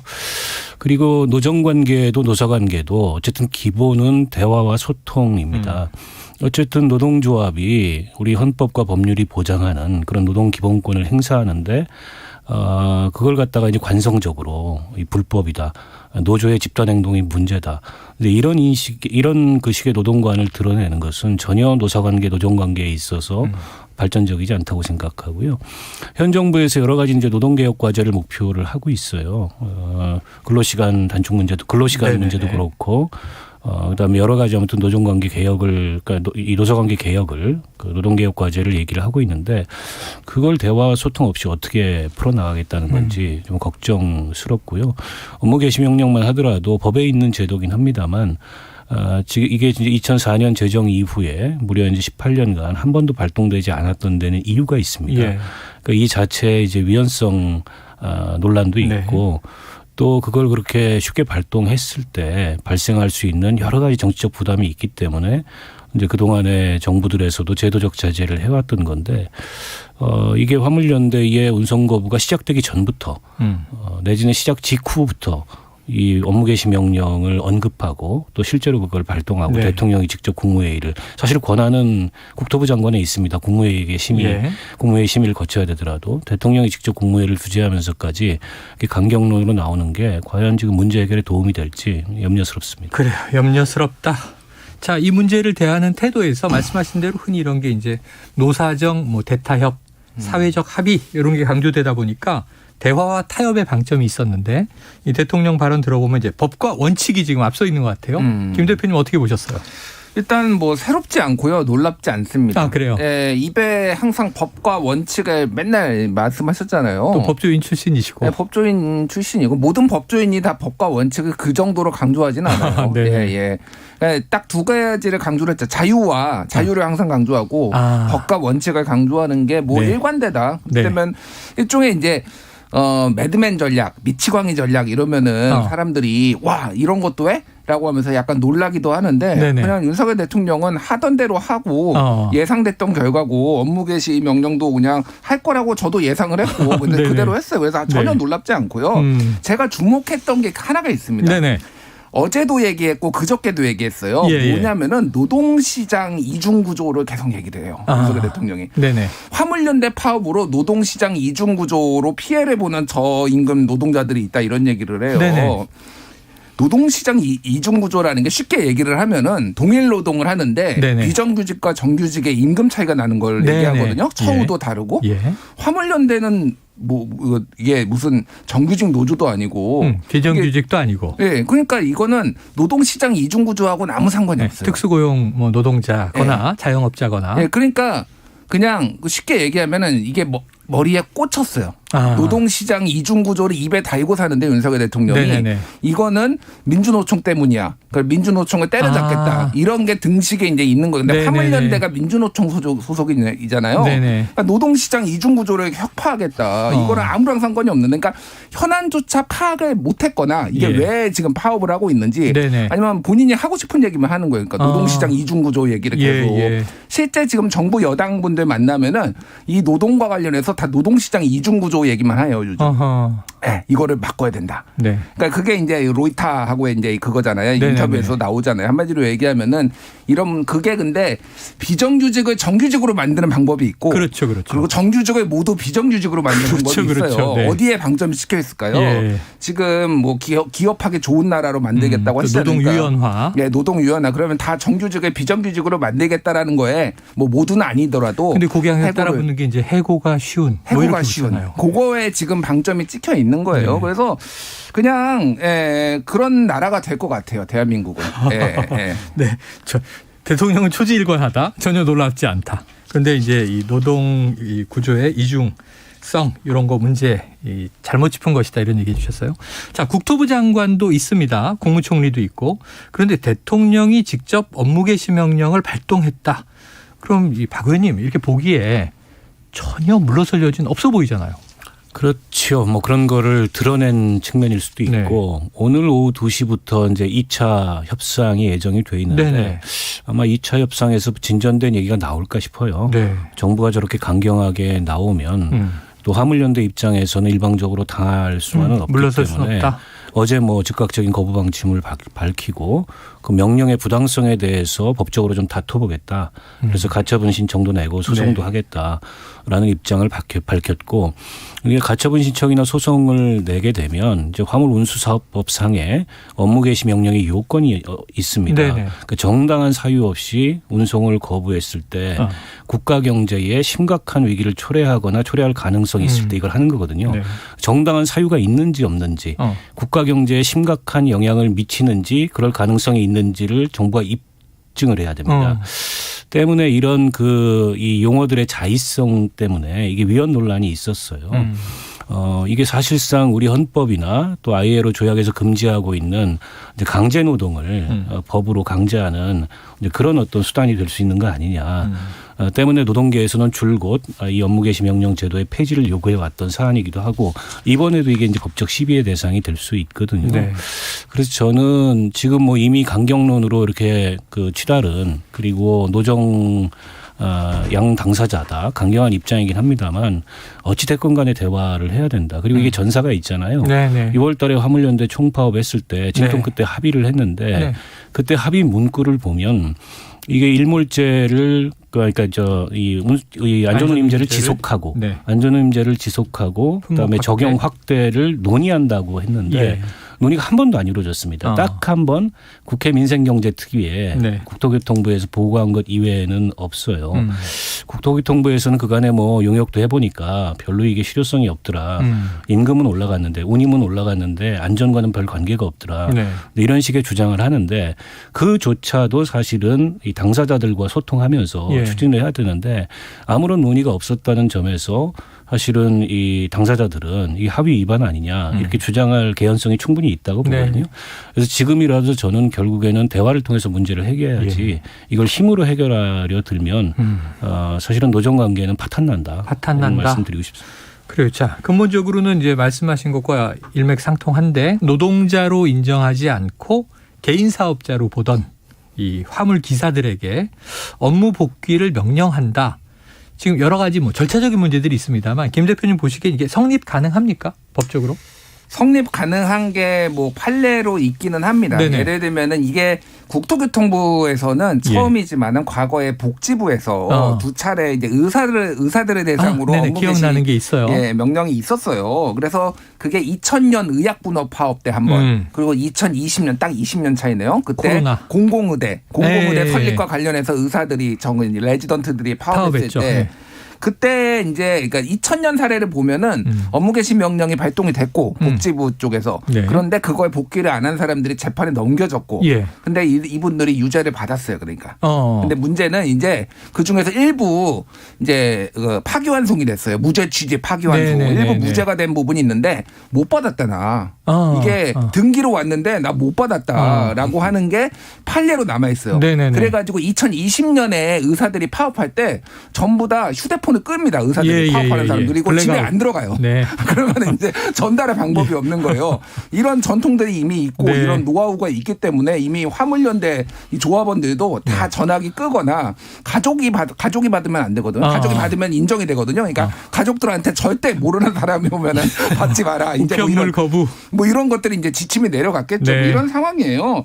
그래서 뭐 법적 논란이 있기는 하지만은 업무 개시 명령의 타당성은 어느 정도 인정이 됐는데 아까 얘기했듯이 이게 국가 경제에 정말 치명적으로 지금 이게 지금 영향을 미치는 거냐, 정당한 사유가 없이 지금 이렇게 운송 거부를 하는 것이냐에 대해서는 정부가 지금 가처분 신청을 지금 낸다고 하거든요. 그러면은 이제 그러니까 화물연대가 가처분 신청을 내면은 정부가 입증을 해야 돼요. 얘들이 이렇게 파업을 해가지고 정당한 이유도 없고요. 얘들은 국가 경제에 너무 큰 피해를 끼쳤어요. 그럼 법원이 받아들여질지를 이제 봐야 되는 거예요. 여기 지금 아까 박 의원님 말씀해 주시면 6월에 너무 똑같은 사태를 이미 봤고 데자뷰 같은 일이 연말에 또 한 번 벌어지는 거다 보니까 그때 정말 정부 측에서 성의 있게 그 문제를 해결하기 위해서 뭐 설사 타결이 안 됐다 하더라도 이 대화와 타협에 이제 응했는가 하는 부분들은 논란이 될 것 같습니다. 자, 오늘 뭐 오후 2시에 정부와 화물연대 2차 협상을 하기로 돼 있으니까 아까 좀 부정적으로 보셨습니다만 지켜봐야 될 것 같고요. 다음 이슈로 넘어가 보겠습니다. 자, 이상민 행안부 장관 해임 건의안을 추진하던 더불어민주당이 어제 좀 숨을 골랐다고 할까요? 뭐 주춤했다고 할까요? 자, 적절한 시점과 방식을 정하겠다. 좀 이 급추진하던 입장을 살짝 멈춘 건데요. 오늘 다시 최종적인 입장을 정하겠다. 그러면은 당 다르시지만 박 의원님, 의원총회에서 무슨 일이 있었던 겁니까? 아마 뭐 이제 실효성 문제 같은 거를 좀 따져보지 않았을까 싶어요. 그러니까 지난번에 박진 장관 해임 건의안도 한번 통과시켰는데 뭐 즉각 거부권을 행사했잖아요. 그러니까 이번에도 그럴 가능성이 높은데 해임 건의안을 뭐 주는 게 맞느냐, 이렇게 내는 게 맞느냐. 오히려 국정조사 보이콧의 명분만 쌓아주는 거 아니냐.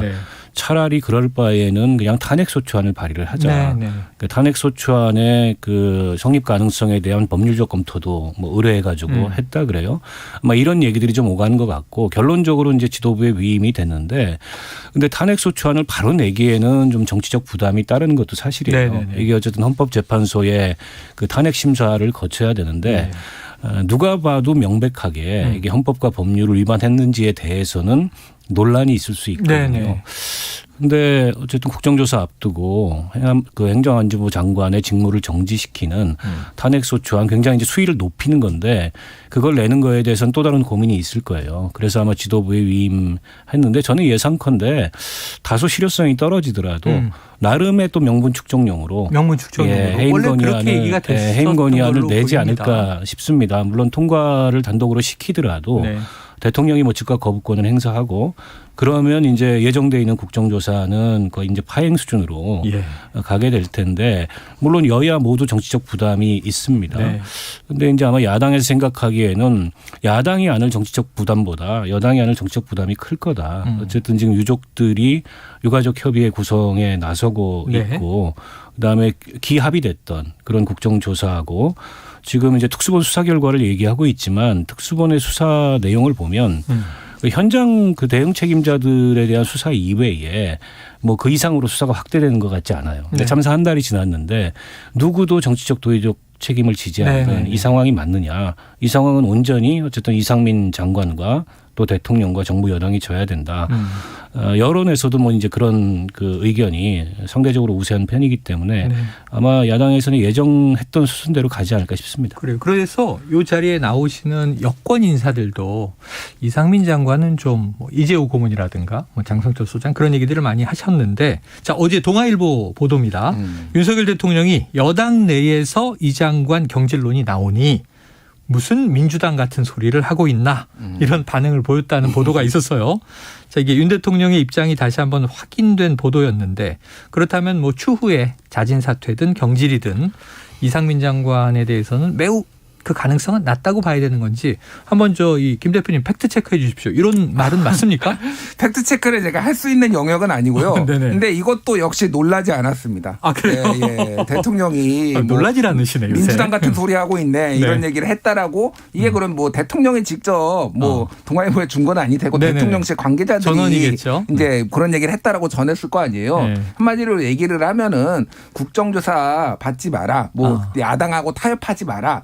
뭐 해임 건의안 할 테면 해봐라. 뭐 이런 거를 이제 기류를 이게 야당 들으라고 하는 게 아니라 여당 들으라고 이거를 보도가 나갔다고 보시면 될 것 같아요. 여당 내에 준 시그널이다. 메시지다. 이렇게 보면 그리고 참 뭐 일관되세요. 보면은 국회 이 XX들 날리면 뭐 바이든이 뭐 어떡하나 뭐 이런 거부터 해가지고 참 입이 걸다. 그런 생각이 드네요. 저는 여당 일각에서도 그렇고 또 이 평론을 하시는 분들도 그렇고 여전히 적절한 시점에 즉 국정조사가 끝나고 나서 이상민 장관을 경질하는 수순으로 가지 않겠나 이런 기대나 이런 예측을 하고 있는 것 같은데 윤석열 대통령을 잘 모르는 것 같아요. 그분들이.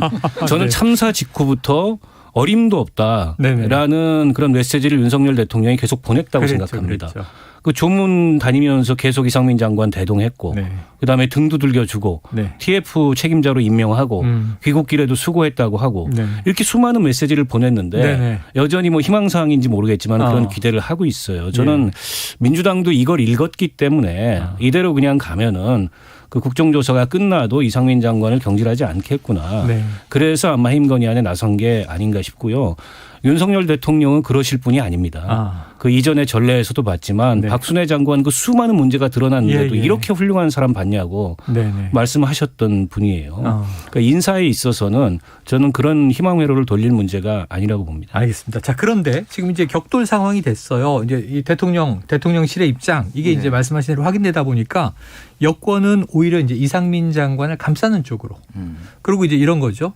이상민 장관에 대한 해임 건의를 먼저 해버리면 국정조사를 뭐하러 하냐. 국정조사 보이콧한다. 이런 상황까지 지금 대치가 됐습니다.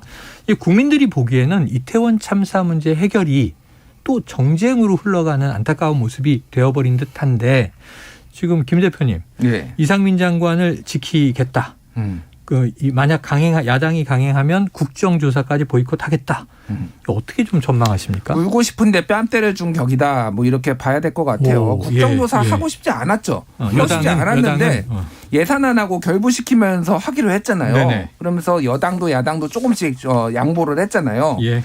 민주당 같은 경우에는 60일에 45일로 줄이고 그리고 그거 양보를 한 거죠. 네. 그리고 예산안 처리에 협조한다. 대통령실에 국정상황실이나 국가위기관리센터로 줄인다. 뭐 경호처는 안 한다. 이런 것들을 네. 하고 여당은 들어온 것 자체가 이거는 양보라고 생각을 하는 그런 상황인데 지금 대통령실 기류도 그렇고 전체적으로 이거 뭐하러 합의했냐. 이런 기류들이 여러 곳에서 시그널들이 나왔잖아요. 만찬에서 그래도 선배님하고 안아주고 그랬는데요.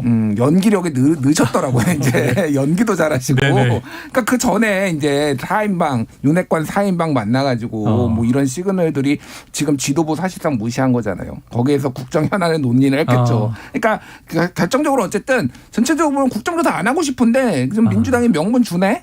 땡큐. 이러고 지금 딱 빠지는 모양새다 이렇게 봐야 될 것 같습니다. 그래요. 알겠습니다. 자, 참 국정조사 난망입니다. 다음 주 어떻게 될지. 예산안 처리가 우선 먼저니까 법정 시한 넘길 것 같다는 이제 전망이 많이 나오고요.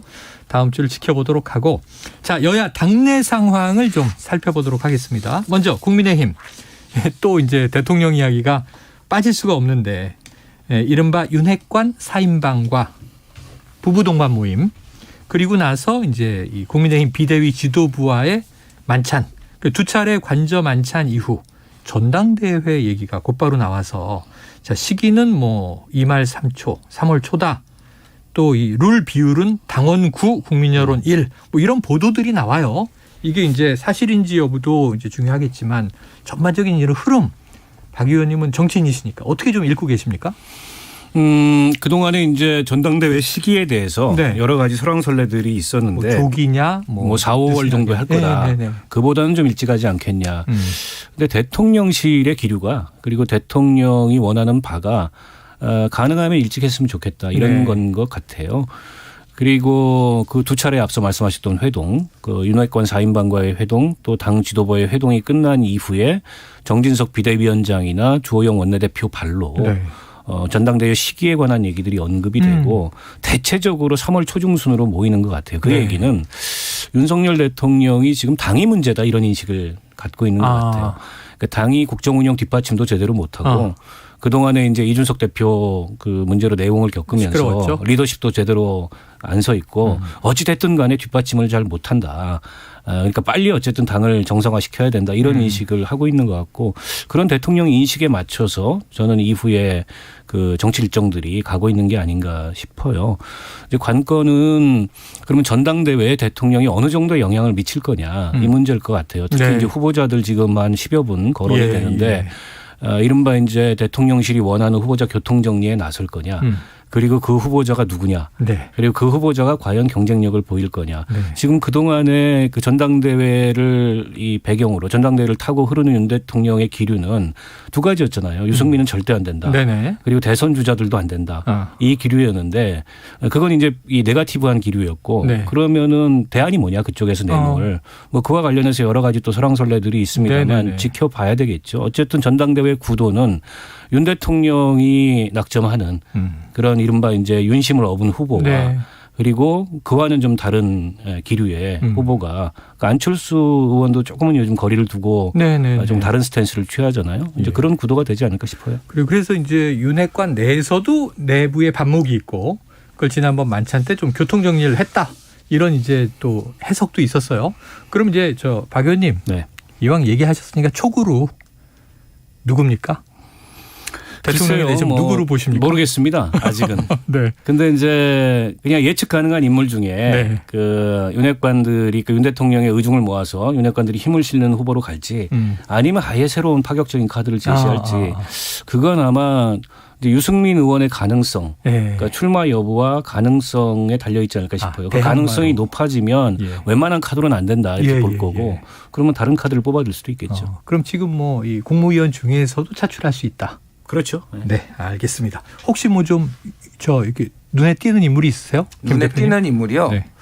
제 눈에는 안 띄는데 다른 분들 눈에 한동훈 장관이 눈에 띄더라고요. 아, 또 나왔다. 네, 한동훈. 저는 한동훈 장관이 만약에 당대표를 하게 되면 가능성은 어쨌든 투표잖아요. 국민과 여론조사랑 그러니까 당원들 투표잖아요. 네. 만약에 하게 되면은 아마 빅뱅이 벌어질 겁니다. 빅뱅. 예, 빅뱅이 벌어질 거예요.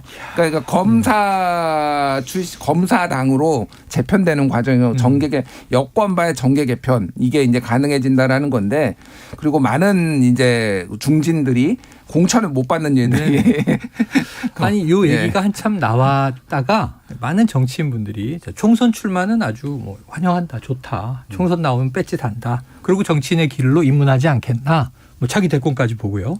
전당대회는 좀 무리수다 그랬는데 가능성이 있다고 보시네요. 저는 가능성이 높지는 않은데요. 왜 이 얘기가 계속 나오냐면은 그만큼 윤핵관들 중에서 마음에 드는 사람이 없는 거예요. 낙점할 사람이 없다. 네네네. 이렇게 봐야 돼요. 뭐 권성동 의원이 다시 나오는 거를 뭐 말렸다라는 그 4.18 회동 때 그런 얘기도 있잖아요. 네네. 지금 누구를 할 것이 뭐 나경원을 할 것이야. 뭐 그러면은 뭐 안철수를 할 것이야. 이게 지금 갈팡질팡하니까 차라리 한동훈 뭐 이런 얘기까지 지금 나오는 건데 당에서 아마 거부감이 상당할 거예요. 그거는. 그러니까 저는 여전히 그 한동훈 법무부 장관은 차기 총선의 그 특히 이제 수도권 승부수로서 그 총선의 얼굴로 뭐 선대본부장이나 선대위원장이나 그 가능성이 높다고 봐요. 그 당대표는 시기적으로도 좀 이르고 정치 경험상으로도 좀 부족하고 또 여러 가지 부작용이 있을 수 있기 때문에 그건 후순위 카드인데 근데 만약 진짜 마땅한 대안이 없다. 유승민 의원의 기세를 꺾을 대안이 없다. 이러면은 일찍 뽑아둘 수도 있죠. 그래요. 그러면 그걸 뽑아두는 순간 그건 이제 기존의 국민의힘이 아닌 새로운 정당으로 가는 겁니다. 새로운 정당으로 간다. 그렇게 된다면 가정법입니다. 한동훈 장관 연일 좀 논란의 이야기를 쏟아내는데 야당은 부글부글하지만 여당은 말 잘했다 뭐 이런 분위기여서 앞으로 지켜볼 사안입니다. 자, 민주당 얘기도 짧게라도 짚어보겠습니다. 지금 이재명 대표에 대한 검찰의 강제 수사 조만간 이루어질 것 같다. 이런 뭐 시그널들이 지금 많아요. 이런 기류에 따라서 당내에서도 자, 이 대표가 결단 내려야 한다 이런 분위기가 있는데 김 대표님 보시기엔 어떤 분위기예요? 근데 그 결단이 당대표 사퇴냐. 지금 사퇴를 얘기하신 분은 서른 의원 정도 그리고 예전에 이제 김혜영 전 의원 뭐 요 정도인 것 같아요. 그리고 나머지는 뭐 이제 좀 그냥 애매모호한 단어로 결단, 뭐 용단, 뭐 그리고 입장 표명 뭐 요런 정도가 나오는 것 같습니다. 그래서 내심 이거를 조금 당과 이 이재명 대표를 분리를 해서 리스크를 줄여보자라는 생각들은 많은 분들이 가지고 계신데 지금 아직 형이 확정되거나 아직 혐의가 완전히 뚜렷하지 않은 상황에서 이거를 얘기하는 게 조금 리스크가 있다라고 보시는 것 같아요. 근데 조금 더 검찰이 기소를 하고 뭐 이런 과정이 좀 더 진행이 되면은 그때 좀 더 분출할 가능성은 상당히 높다. 지금 전체적으로 친문들이 다시 결집하고 있다. 좀 비명들이 결집하고 있다. 이렇게 봐야 될 것 같습니다. 결집하고 있다. 그래서 관련해서 이거 거의 마지막 질문이 될 수도 있는데 어제 눈길을 끌었던 게 하나 있는 게 박용진 의원과 유시민 전 노무현 재단 이사장이 이제 설전을 펼쳤어요. 오늘 또 박지원 전 비대위원장도 SNS에 이 일종의 참전을 했어요. 그러니까 아까 말씀하신 내부가 조금 격동에 휘말리나 뭐 이런 분위기인데 어떻게 보십니까? 글쎄요, 뭐 내부라고 볼 수는 없잖아요. 유시민 장관이 당원도 아니고 또 정치를 떠난 분이고 당 안팎에서 평론도 하지 않겠다 했는데 평론은 요즘에 좀 하시는 것 같아요. 근데 뭐 저는 평론 차원에서 이런 얘기 할 수는 있죠. 그런데 이른바 조금박해라는 분들이나 또 박지원 비대위원장이나 그분들이 당의 주류와 결이 다른 얘기를 좀 하는 게 그러니까 잠깐 여기서 설명을 좀 해드리면 청취자분을 위해서 조금 박해라는 표현을 유시민 전 이사장이 썼는데 이게 이름을 줄인 거잖아요. 조응천, 금태섭, 나간, 박용진, 김혜영, 해. 이렇게 지칭은 한 거예요. 근데 그게 당을 해롭게 하는 거냐. 저는 뭐 그렇게까지 보지는 않습니다. 당 주류와 결이 다른 목소리고 내부 총질이라는 비판을 받지만 오히려 그런 목소리가 있음으로 인해서 민주당이 밸런스를 잡는 균형을 잡는 역할을 하는 건데 유시민 장관이 지금은 이제 작가로 활동을 하시는데 그 민주당 과거에 있기도 했고 또 뭐 노무현 문재인 정권 다 가까웠던 분이어서 걱정의 목소리를 낼 수 있겠으나 그분들에 대해서 현역 정치인들에 대해서 내부 총질하는 사람들이다라는 식으로까지 규정하는 건 과하다. 본인이 다시 정치 일선에 뛰어드실 게 아니라면 그리고 비평가로서 뭐 그런 지적을 할 수도 있겠으나 그 중량감이나 이 무게감으로 비교해 봤을 때 뭐 유시민 장관이 이제 그런 분들을 일일이 지적하면서 내부 총질한다. 이럴 위치에 있지는 않은 것 같아요. 네. 그보다 좀 더 묵직한 얘기를 해야지 제가 보기에는 좀 가볍다 이런 느낌이 들었습니다. 가볍다. 자, 제가 한 단어로 요약을 할게요. 예, 요약해 주세요. 우리 편 비주류는 내부 총질, 상대편 비주류는 소신파. 이렇게 생각을 해요. 네네네네. 이준석 대표, 윤석열 네. 대통령을 찍어낼 때 네네네. 아무리 비주류라고 해도 저런 식으로 하면 되냐라고 내 여권 내, 야권 내 하셨던 분들이 갑자기 내부에서 다른 목소리 내면은 네네네네. 내부 총질이라고 하면은 유시민 사장이 이건 내로남불이죠. 예. 이게 박지원 전 공동 비대위원장 있을 때 그런 현상이 있었죠. 말씀하신 다른 당에서 대통령에 맞서면 소신파, 우리 당의 지도부의 반기를 들면 내부 총질. 자, 이런 좀 시각이 많이 좀 중화되고 균형 잡았으면 좋겠습니다. 자, 오늘 일석이조 뜨겁고 치열했네요. 아주 고견들을 많이 쏟아내 주셨습니다. 박원석 전 의원, 김준일 대표 두 분 말씀 고맙습니다. 고맙습니다.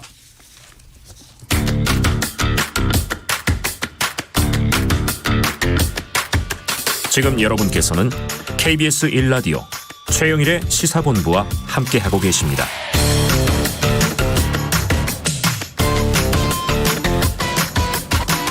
네, 수요일은 마지막 코너가 사건본부 시간입니다.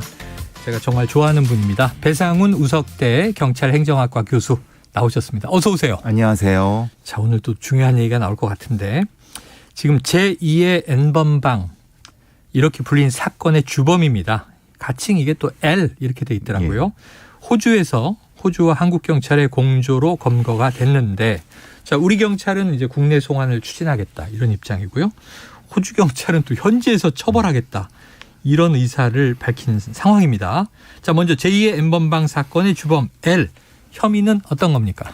조금 더 우리가 좀 앞을 좀 생각해 보셔야 될 것 같은데요. 조주빈, 문영우 각각이 2020년 후반쯤에 그 범죄를 시작할 즈음에 이 L도 같이 시작을 했다고 합니다. 시기는 비슷해요. 예, 시기는 비슷한데 그때는 조주빈의 범행을 지켜보면서 약간 그 일종의 관망하는 정도로 하다가 그러면서도 범행을 계속 조금 하긴 했었는데 근데 주요하게 이제 조주빈이 잡히게 되고 그러면서 방식을 그 조주빈의 방식을 뛰어넘는 방식으로 조금 약간의 변화를 줬다고 합니다. 그 변화 방식으로 지금까지 드러난 피해자는 9명이고 성착취물 한 1200개 정도 되는데 문제는 이제 이 사건이 드러나게 된 계기가 사실은 추적단 불꽃하고 민간 쪽에서 어렵게 증거를 찾아갖고 경찰에 갖다 줬는데도 불구하고 김포경찰서에서 하다가 시간이 지지부진해갖고 우리가 8월에 다뤘습니다. 왜 이렇게 지지부진하냐. 그래서 TF가 만들어져 갖고 본격적으로 두세 달 해서 지금 잡게 된 겁니다. 그러니까 이게 원래 경찰이 오랫동안 추적해온 것이 아니라 민간 추적단의 도움과 여러 가지 열정이 가미되고 우리나라 경찰의 어떤 추적과 호주 경찰의 추적이 다 같이 함쳐져 갖고 잡게 된 겁니다. 그러니까 처음에는 이 N번방에만 주력하고 있고 그렇죠. 조금 이제 물밑에 있었는데 민간 추적단 불꽃이 이 제보할 수 있는 내용들을 수집해냈고 찾아낸 거죠. 경찰에 갔는데 흐지부지 될 뻔하다가 TF가 결성되면서 급물살을 탔다. 정리됐습니다. 자, 이 L이 수시로 이제 텔레그램 대화명을 바꿨다고 합니다. 오랜 기간 말씀하신 대로 범행을 이어온 데다가 8월 말쯤에는 또 이 잠적하기도 했다고 하는데요. 그렇다면 이제 어떻게 L이라는 얘기는 이제 최근에 했었어요, 저희가. 어떻게 신원을 특정하고 수사를 이어갈 수 있었던 건가요? 이게 L이라는 것은 추적단에서 붙인 일종의 가칭입니다. 그렇죠. NL 이렇게 돼 갖고 하는 거죠. 근데 여기서 8월에 잠적한 것은 그 추적을 할 때 제보가 되고 TF가 만들어지니까 이제 약간 일종의 잠적한 상태인 거고. 근데 본인은 이런 여러 가지 자신감이 있었나 봅니다. 왜냐하면 조주빈이 잡히는 걸 보고 그것이 아닌 방식으로 여러 가지 했는데 사실 범죄자들이 크게 착각하는 것은 자기가 우월하다고 생각을 합니다. 그렇지만은 텔레그램이 있는 여러 가지 그 SNS 방해를 하더라도 흔적이 남습니다. 구체적으로 말씀 못 드리지만 그 흔적을 찾아서 쫓아서 여러 외국을 경유해서 끝내 호주까지 가게 된 겁니다. 네. 결국은 찾아낸다. 예. 여기서 그걸 다 이야기하시면 이제 수사 기법인데 그렇죠. 예. 또 혹시라도 만에 하나 범죄자가 듣고 있다면 그렇죠. 예. 저런 방식은 피하겠구나 또 이럴 수 있어요. 자, 말씀하신 대로 이 우월감이라는 게 이런 표현이 나오더라고요. 미국의 FBI가 오더라도 나는 못 잡아. 사실 조주빈 때도 이런 좀 그렇죠. 뭐랄까 오만 이런 게 있었는데 오만함이 있었죠. 근데 이제 L도 이런 뻔뻔스러운 말까지 했다고 하는데 결국 FBI도 못 잡을 거라던 L을 우리 경찰이 잡았습니다. 근데 이게 140번의 압수수색과 엄청난 노력이 있었다고 해요. 예. 텔레방에 정보가 들어올 때는 부가하는 정보가 들어옵니다. 잠깐만 말씀드리면 네네. 그거를 추적해서 연결된 정보를 추적하는 겁니다. 그러니까 그 연결된 정보에 어떤 기업을 압수수색하고 물론 그게 외국 업체일 수도 있고 국내 업체일 수도 있고 또 그 정보를 텔레그램 정보와 비교하고 다시 압수수색과 비교하고 이 끊임없는 작업을 하는데 끈질김 그리고 실력은 한국 경찰의 실력은 사실 FBI나 전 세계 어느 사이버 경찰보다 우월합니다. 뒤지지 않고 우린 우월하다. 예. 그리고 끈질김도 있고 정의감도 있습니다. 네. 영화에 너무 FBI만 부각되는데 우리 경찰의 끈질김 수사 노하우가 또 만만치 않다. 경찰 출신으로 이렇게 자부해 주셨어요. 자, 호주 현지와의 공조도 큰 성과를 보인 것 같습니다. 이 인버록 작전을 통해서 양국 경찰이 함께 검거했다. 자, 어떤 식의 공조가 이루어진 건가요? 인버록은 호주 비토리아주에 있는 지명 이름입니다. 지명이에요. 그러니까 한국의 사이버 수사관들이 뭐냐면 실력 있는 사이버관들이 직접 가서 거기서 추적해낸 겁니다. 그러니까 물론 사법권은 없습니다. 그런데 호주 경찰이 일종의 자문관 형태로 초빙을 해서 참여해서 그렇게 많이 합니다. 그렇게 할 수밖에 없습니다. 왜냐하면 현지는 우리가 뭐 경찰력을 행사할 수 없으니까. 그런데 호주의 수사관들도 뛰어나지만 사이버 수사관은 우리가 뛰어나기 때문에 가서 기술적인 것을 하면서 압수수색할 때도 그들이 입회하는 상태에서 우리가 찾는 이런 방식인 이쪽을 거죠. 좀 들여다봅시다. 그렇죠. 저쪽으로 가봅시다 하면서. 그건 호주 법원의 영장을 가지고. 자, 우리는 자문관 형태로 참여하지만 우리가 노하우를 제공하고. 그렇죠. 현지에서의 경찰력은 호주 경찰이 동원하고. 그렇죠. 자, 우리 경찰이 근데 소환을 추진했는데 호주 경찰은 우리가 잡았으니까 우리가 처벌할래요 이런 거예요. 자, 어떻게 죗값을 치르게 됩니까? 근데 주권 국가의 호주 입장에서 이걸 포기한 건 사실 말이 안 되죠. 왜냐하면 방식은 이 L이 자신이 성착 침몰을 가지고 있는데 그걸 가지고 사이버성은 한국에서 범죄를 했기 때문에 거기서의 범죄는 소지죄밖에 안 됩니다. 그런데도 불구하고 거기서의 소지죄도 굉장히 위험한 범죄이기 때문에 아동 성착취물 소지도 거기는 상당히 큰 죄입니다. 그래요. 그런데 포기 못하고 하지만은 먼저 거기서 수사를 해서 처벌을 하고 그 외에 관련된 범죄는 한국에서 또 수사 처벌하는 방식을 체크할 것 같습니다. 자, 이 공범 등은 또 국내에 있단 말이죠. 임시 송환이라도 해서 국내 수사가 또 이어져야 되는 거 아닌가 싶은데. 왜냐하면 지금 가능할까요? 문제가 L이 아마 범죄단체 조주빈처럼 범단을 해야 될 것 같습니다. 왜냐하면 한 명이 아니에요. 조주빈이 42년형을 받은 게 된 것이 범죄단체 조직죄가 적용이 됐기 때문에. 그러니까 이게 L이 주범으로 해서 여러 가지를 했기 때문에 근데 일반 지금에 있는 건으로 하면은 형량이 높게 나오진 않을 것 같습니다. 그래서 이제 이런 수사의 공조가 필요한데 그게 좀 걱정이 됩니다. 그래요. 자, L이 지금 진술을 통해서는 제작에 관여하지 않았다. 동영상을 내려받았을 뿐이다. 자신의 죄를 좀 축소하는 것 같고 혐의를 부인하는데 경찰은 이 휴대전화 영상을 토대로 혐의 입증엔 자신이 있다. 지금 어떻게 될까요? 입증될까요? 예. 영상 자체가 촬영되고 찍히는 거 보면은 그 시리얼이 있습니다. 이 L은 그거는 모르는 거죠.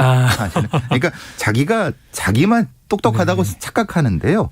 한국 경찰은 그렇게 바보 아닙니다. 인정하지 않으면 입증 못할 거야. 입증 가능하다. 부인해도. 자, 지금 궁금한 게 이거예요. 과거에 웰컴 투 비디오 사건 보면 국내 처벌이 너무 경미해서 공분이 일었잖아요. 차라리 미국이 요구하는 송환해버리고 미국에서 중죄 처벌을 받게 하자 그랬는데 지금 이게 호주에서 처벌받는 거 우리나라에서 처벌받는 거 지금 이제 적용 범죄도 좀 다른데 혐의도 호주에서는 어느 정도 처벌이 예상되나요? 지금 법률가들의 얘기로는 호주에서의 범죄는 아동 청소년 성착취물 소지 혐의인데 최대 형량이 15년형. 그리고 거기는 일종의 사법방해죄가 있나 봅니다. 네네네. 그러니까 핸드폰에 비밀번호를 풀어라고 했는데 안 풀어. 그러면 그것도 최대형량 10년. 아 그래요. 네, 우리는 사실은 좀 우리 그런 거 좀 필요하지 않나요? 좀 뭐 사건이 있었죠. 네네네. 근데 거기는 사법방해죄가 굉장히 셉니다. 그렇기 때문에 그 부분은 거기서 처벌하는 게 맞는데 네. 아동 성착 침울죄는 사실은 우리 조주빈의 사례를 보면 한국에 가서 처벌하는 것이 물론 몇 년 전까지만 해도 안 됐지만 지금 바뀐 형량하에서는 한국에 가서 처벌하는 것도 형량이 높을 수 있다. 상당히. 그러면 사실은 뭐 절차와 순서로 보면 호주에서 처벌받고 끝나면 국내 혐의를 가지고 국내 와서 또 거기서 추방을 하겠죠. 추방을 하면 우리가 이 신병을 인수한 다음에 처벌하는데 대신 수사는 지금 동시에 해야 된다. 그렇죠. 왜냐하면 공범들과 같이 대질 신문도 해야 되니까. 알겠습니다. 자, 이 조주빈은 징역 42년이라는 중형을 받았습니다. 하지만 이제 일반적으로 디지털 성범죄에 대해서 우리 형량이 좀 낮은 편이다. 이런 얘기는 이어지고 있어서 국내에서는 그럼 어느 정도 형량을 예상하세요? 왜냐하면 사실 좀 애매한 것은 이게 이 범단이 만약에 구성이 되면은 조주빈급 정도가 되는데 그게 안 되면 사실 형량이 반도 안 되죠. 그래서 지금의 수사가 중요하다는 겁니다. 그러니까 L이 조주빈과 같은 범단 수괴가 되면은 조주빈 정도의 형량을 42년을 정도 받을 수 있지만은 그렇지 않고 각각의 죄가 형성이 되면은 15년 그 이상은 안 될 수 있다. 그래서 지금 동시 수사가 그러니까 호주하고 협조를 통해서 동시 수사가 진행돼야 된다. 거기서 수사하고 여기 나중에 하는 건 안 된다는 거죠. 지금 배 교수님 말씀을 쭉 들으니까 제일 중요한 이 수사 입증의 하나가 범죄단체 조직이 적용되느냐 아니냐이겠네요. L이 수괴가 되면은 조주빈처럼 40년 이상을 받을 수 있죠. 근데 지금 이제 제2의 N번방 우리가 이렇게 부르고 있고 조주빈 외에 여러 명이 등장했는데 지금 공범들의 존재는 어느 정도 입증된 거죠? 13명이 구속돼 있고 이미 이미 구속돼 있는 상태이기 때문에 문제는 근데 대지를 해서 조직 관계를 밝혀야 되지 않습니까? 그게 핵심입니다. 그리고 지금 이 청취자 1281님 우리나라도 소지만으로도 형벌을 무겁게 바꿨으면 좋겠습니다. 맞습니다. 성착취물은 살인과도 같은 일입니다. 그래서 우리가 인격 살인이라고 부르죠. 트라우마도 오래가고 많은 사례를 봤죠. 자, 혹시라도 이런 일이 이제 생기면 안 되겠습니다만 피해에 아까 9명이 이제 피해자라고 했는데 더 있을 수도 있잖아요. 피해에 괴로워하고 있는 분들이 있거나 혹은 이런 것들을 접하고 있는 분들이 있다면 좀 어떤 당부의 말씀을 주시겠습니까? 여러분들 잘못이 아닙니다. 범죄인 잘못입니다. 여러분이 숨으시면 그 정의는 실현되지 않습니다. 드러내놓고 도움을 청하십시오. 도움을 줄 사람들 많고 우리 사법기관 믿으십시오. 그렇게 되면은 정의가 실현되고 본인도 그 트라우마를 극복할 수 있습니다. 그러니까 이게 과거의 어떤 좀 관습적인 생각 때문인 것 같아요. 내가 잘못한 거 아니야? 내가 수치스러운 일 아니야? 범죄 피해자는요. 잘못한 게 없다. 교수님 말씀처럼 당당하게 이거 앞장서서 신고하고 주변에 이런 사람 잡아서 처벌해달라고 요구하고 그래야 되고요. 물론 이게 아까 인격살인이라고 얘기했으니까 심리적인 트라우마가 오래 갑니다만 그것도 적극적으로 국가 사회에 지원을 받아서 또 극복해내야 되고요. 같이 극복하면 됩니다. 함께 극복하면 됩니다. 그리고 절대로 2차 가해 대중 중에 누구라도 해서는 안 된다는 거. 2차 가해도 처벌받는다는 거 명심하시고요. 지금 청취자 김미경님 형량이 강하게 내려져서 피해자들의 억울함을 조금이라도 풀기 바랍니다. 지금 다시 한번 말씀드리면요. 이 피해자들은요. 아동 미성년자들이에요. 맞습니다. 심각한 문제죠. 자, 배상훈 우석대 경찰행정학과 교수와 오늘 중요한 이 제2의 N번방 사태 L 이야기를 나눠봤습니다. 사건본부였습니다. 오늘 말씀 고맙습니다. 감사합니다. 자, 최영일의 시사본부 11월 마지막 날 준비한 내용은 여기까지입니다. 내일이면 12월 첫날이죠. 저는 12월 첫날 낮 12시 20분에 다시 여러분을 찾아뵙도록 하겠습니다. 오늘도 청취해 주신 여러분 고맙습니다.